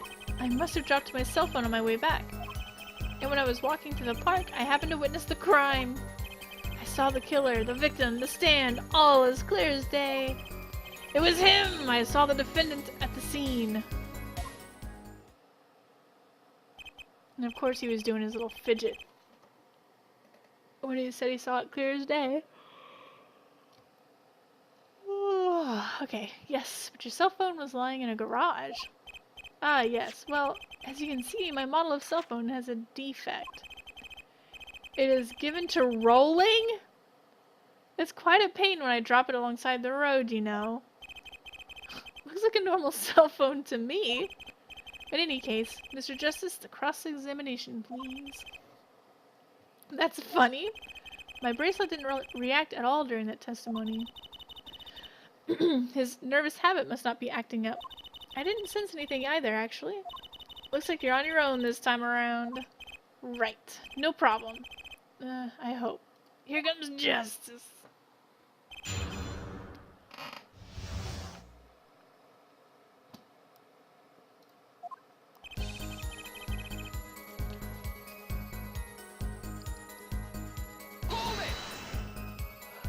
So you went shopping, which means you were holding a grocery bag when you witnessed the murder taking place. Oh, well, yes, of course. Incidentally, the prosecution has received no report of this domestic detail. Mr. Stickler, can you explain yourself? No, I mean, yes, I did go shopping, really. I walked around the supermarket, trying out the free samples. It's a deeply spiritual time for me. I'm sure the store clerks would disagree. Did you think sampling free food counts as a religion? In any case, that night, I sampled to my heart's content and was on my way back home. Yes. I must have dropped my cell phone on the way back. That's when you passed in front of the Maractus Clinic.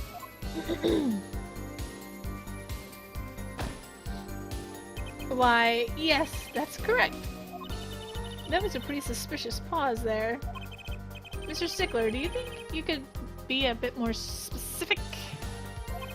Please show us the exact route you took on the night of the murder. Of course.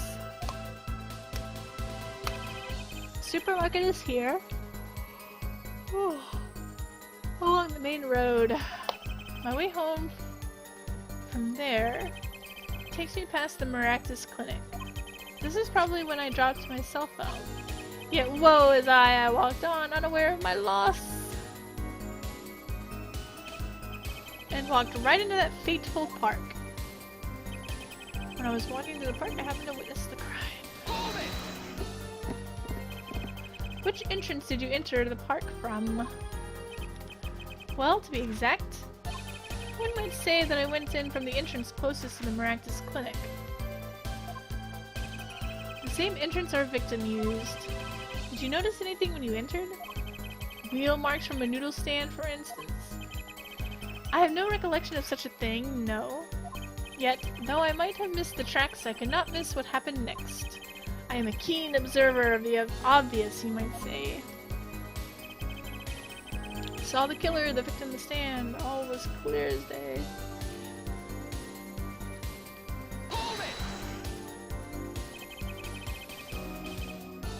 This part of the testimony is the key. I know it! Should I press him about the killer, the victim, or the noodle stand?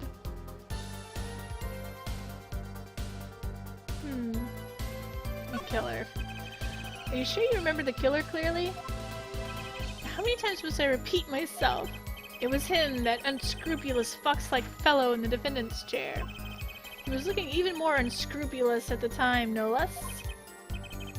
He does look a bit like one of those trickster foxes in legends of yore. I guess the victim's identity is already old territory. Time to ask something new.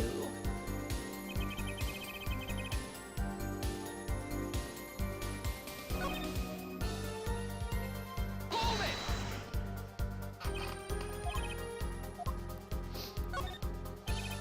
Let's see, you can see the victim quite clearly too? Oh, clear as clear can be, I assure you. I see. So, how did he look? How? How do you mean how? Be specific. I mean, in general. The defense will refrain from straining to come up with questions. Find the question that lies in your heart and ask that. Yes, Your Honor. Great. A judge who moonlights as a self-help guru.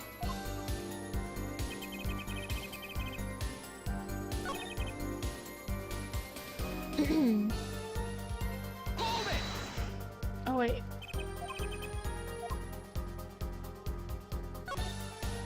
Do you happen to remember the noodle stand? Quite well, yes. For a student of the sciences, keen observation and healthy curiosity are vital. I remember everything. I could even read the sign. I believe it said, noodle. Yes. Uh-oh. That was it! For remembering something quite well, it sure took you a while to tell us. And thank you for telling us that a noodle stand sells noodles. Very enlightening. Well, Mr. Justice? What about that sign? Could that be important? Very important. So the sign on the noodle stand said noodle? It appears the defense has just obtained a vital piece of testimony. Is this noodle stand's broth really that delicious? I'll have to go sample the wares of one of these days. I think that's worth adding to the testimony as well. Humph! Whatever sort of noodles that stand sells, it can't match up to the IVU's cafeteria. Some apply to the school merely for a taste of our smart noodles. Smart noodles? I wouldn't mind a taste of that myself. I even remember the sign on this. It said noodle. Alright, I think we show this. Objection! Yes. And you're absolutely sure the sign read noodle? Why, just last week my professor offered me this praise. At least you have good eyesight, Stickler. I'll give you that. It read without a doubt, noodle. I see. What? Why are you looking at me like that? Is that pity I see in your eyes? Let's take a look at our map, shall we? So you're claiming that when you saw the sign, you were standing... here, was it? Although it would have been a bit hard to read the sign from this spot. You think so? Mr. Stickler, I'd like you to please take another look at the stand, and to carefully read what the sign says. See? The sign actually states the name of the stand's owner. L. Dunes. Inconceivable! I'm certain it was definitely noodle for sure. Positive. I'm afraid your professor was wrong about that eyesight. I wouldn't be so quick to jump to that conclusion. The sign he saw changes everything. The witness says the sign said noodle. And he saw it right. What would you say if I told you that there is one spot from which the sign would read the way Mr. Stickler claims? What? Mr. Justice, show us this spot. The witness actually viewed the stand from this location. I guess over here?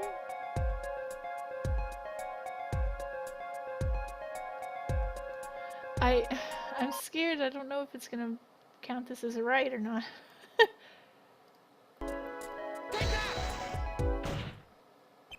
The The witness was standing here on the opposite side. How do you know that? When viewed from the south, the sign on the stand reads Eldunes, as we know. However, observe the other side of the stand. Oh, this side says Noodle. Exactly. The name of the stand is split between the front and the back signs. Mr. Stickler, you lied to the court. You witnessed the crime from the northern side of the park, not the south. Yow! You got me! So what? So what? What does it matter if you saw the killing from the north or south side? It makes no difference at all. He's right. Travel far enough to the south and you will end up going north. Viewed on a global scale, directions are utterly without meaning. Actually, maybe he's right. What does it change? It changes everything, Apollo. Trucy? Remember his testimony from before? Though, to be honest, I'm a little scared of where this is leading.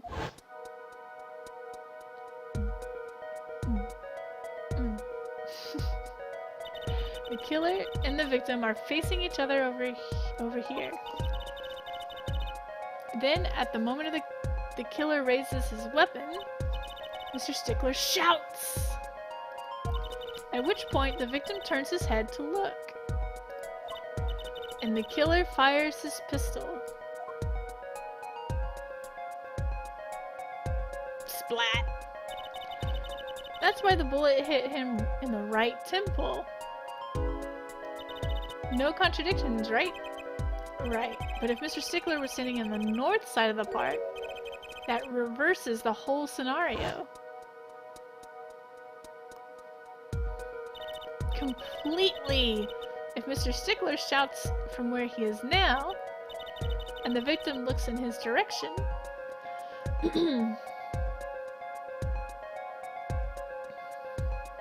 splat. Stickler is weird, he is weird. The bullet would have to hit his left temple. Ah! In other words, someone standing at point K couldn't shoot the victim in his right temple. It's impossible! That's right. So now that we know that Mr. Stickler was standing on the northern side,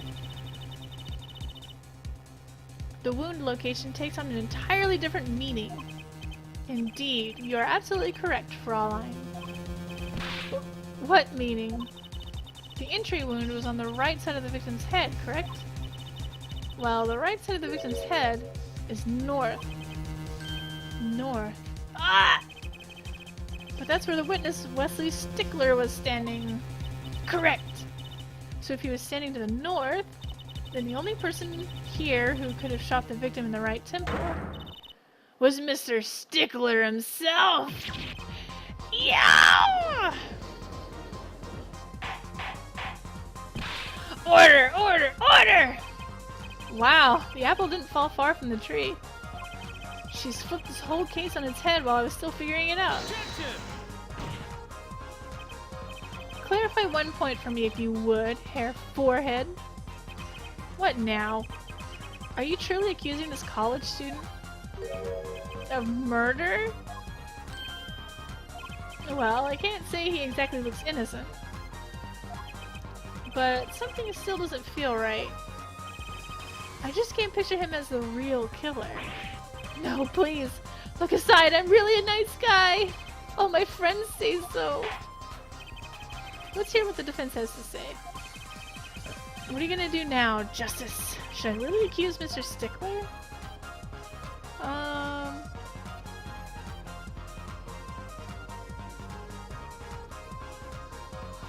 don't know.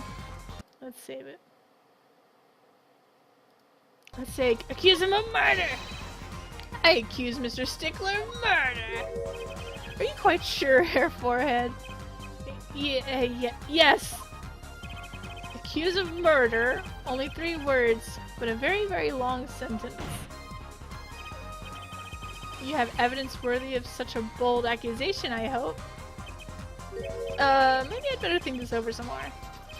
A wise decision. Let's hear what the defense has to say. Okay.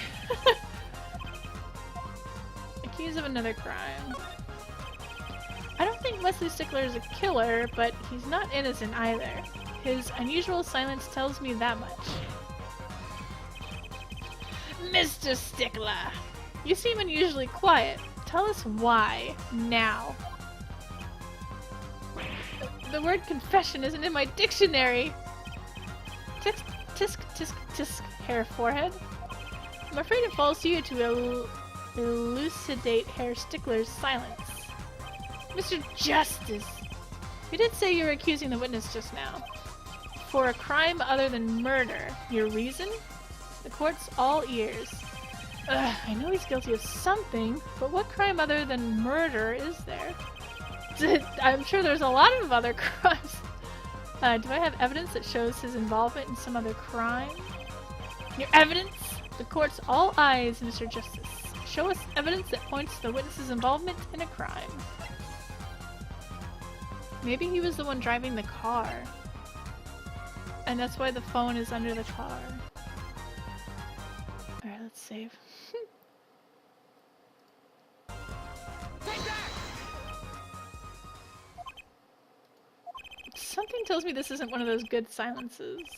Something else to say, Mr. Justice? One more chance, please? Oops. Your effort wasn't wasted. Look, a brand new penalty. Please reveal your thoughts to the court.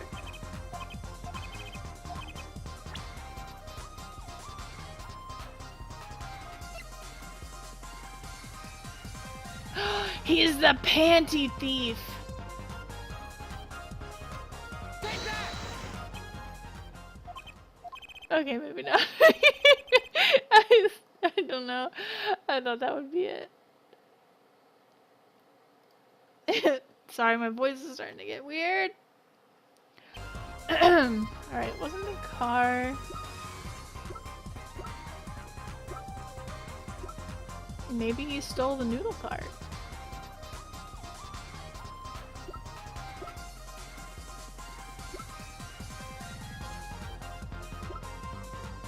I don't have anything else.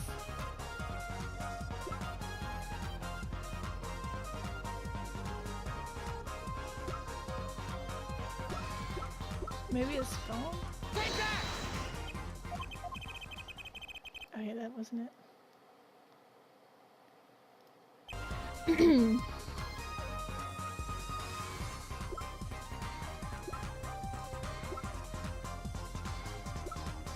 Take that!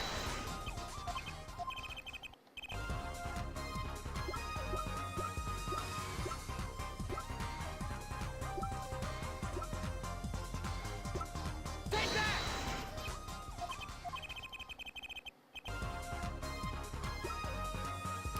Did I already do the cell phone? Take that!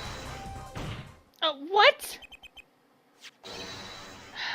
Okay, I chose the wrong panties. The evidence is this! What? Is that women's underwear?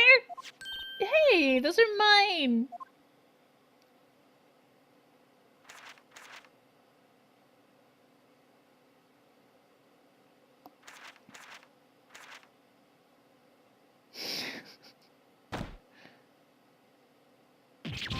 Don't look at me like that!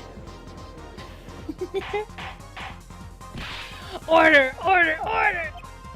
Mr. Stickler, while I can't say this comes as a shock, it's not what it seems!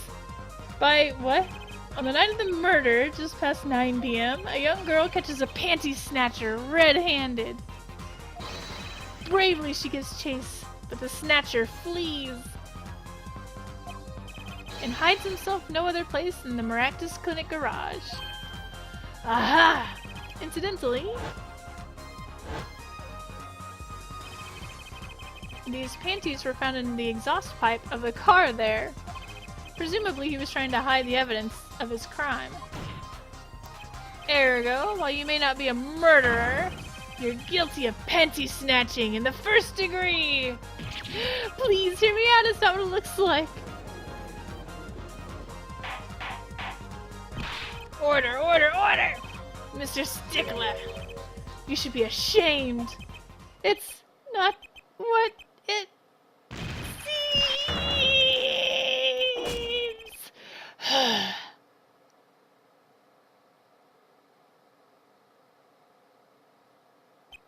So, are we to understand that you were silent not because you were guilty of murder, but because you lacked the courage to admit your theft of this girl's undergarments?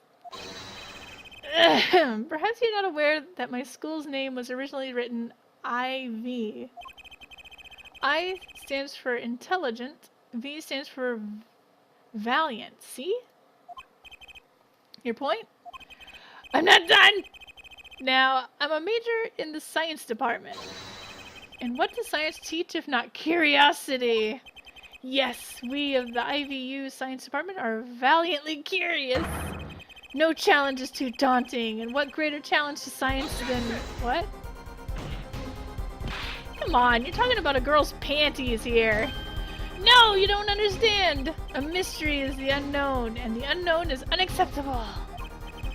And my friends, when it comes to mysteries, those panties are the promised land. What? From the moment I first laid eyes on them, I was compelled to investigate. For science! A full-sized car tire was only the first mystery those panties revealed. A tire? Yes! I saw her do it! She pulled a tire out of those panties! But that's not all. First, there was a tire, then a stew pot, and a frozen chicken. One mystery after another. It was magic! Oh, I remember now. He's one of the regulars in the audience at the Wonder Bar. Huh? He's talking about my magic panties trick. I just don't understand. A broom from a pair of panties? It mocks the very laws of physics. A broom and a frozen chicken, Trucy? Whatever happened to the doves and bunny rabbits? Mr. Stickler! You stole this girl's panties to understand a magic trick? You say panties, but there's so much more than that. For me, they're an object of serious study. I wonder. There has been a recent rash of panty snatchings in the area. Were they all you? I am sorry, but I did it for science. Each time I spied a pair of panties flapping in the breeze. What? Maybe this would be a pair that would... Even that night as she chased me through the streets, I wept tears of joy. Perhaps this is the night I will seize the truth that lies within those panties. Yet woe was I for once again lacy heart pattern truth. Okay. I get to read it all. Still, that leaves one thing unexplained. Ah, you refer to our witness's other lie? Yes. The witness claims he saw the crime from the south, but was in fact in the north. Indeed. Would anyone care to explain why he lied about that?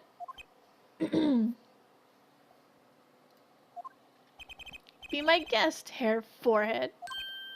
Me? Did I not hear you correctly? Did you not say you do not accuse the witness of murder? Why, then, did the witness lie about his location at the time of the shooting? Or have you no idea? Apollo. There's something about the way the diagram is arranged right now.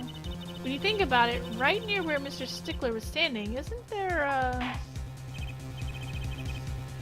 Well, Mr. Justice, what say you? Do you have any evidence to show why the witness lied about his location? I think it's these bloomers. The evidence that shows why he lied is this. What? More panties? How many panties are you carrying in your pocket, Hair Forehead? These are the last, honest. These were found in a trash can at the park. Looking at the diagram,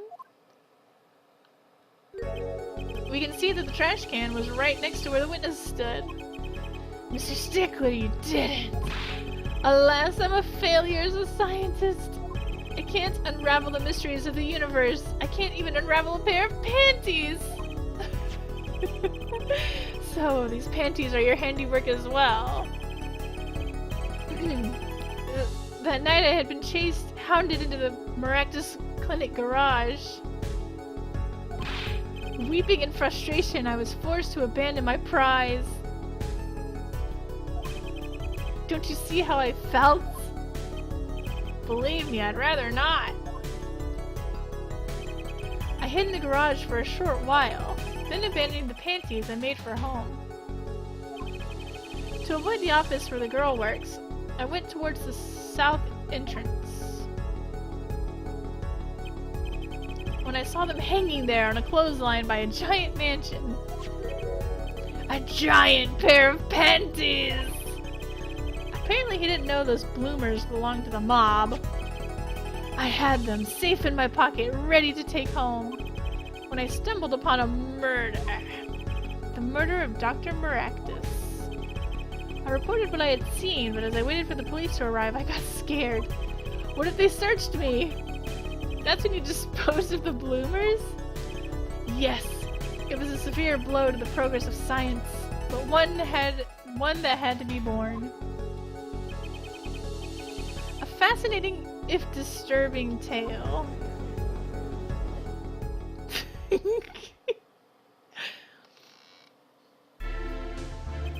I believe this brings today's proceedings to a close, and I'm more than pleased to dismiss this witness for the remainder of the trial. One last thing, if I might. Yes, Prosecutor Gavin. Regardless of where we ended today, some vital points were made. Namely that the defendant Waki Kitaki was at the scene of the crime, and he was pointing a weapon at the victim. One more thing. Waki Kitaki has a clear motive. Indeed, the defendant Waki Kitaki is still the prime suspect in this case. The only suspect, in fact. Assuming there was no one else on the scene of the crime at the time. Yet a mystery remains. The location of the wound in the victim's right temple has yet to be explained. The court requests further investigations from both the defense and prosecution. Yeah, baby! No problem. Very well, this brings the trial for the day to a close. Court is adjourned.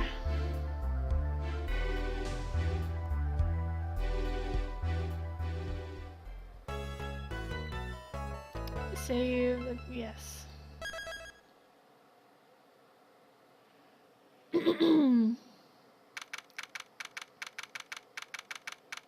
Alright. I think this is gonna be it for now.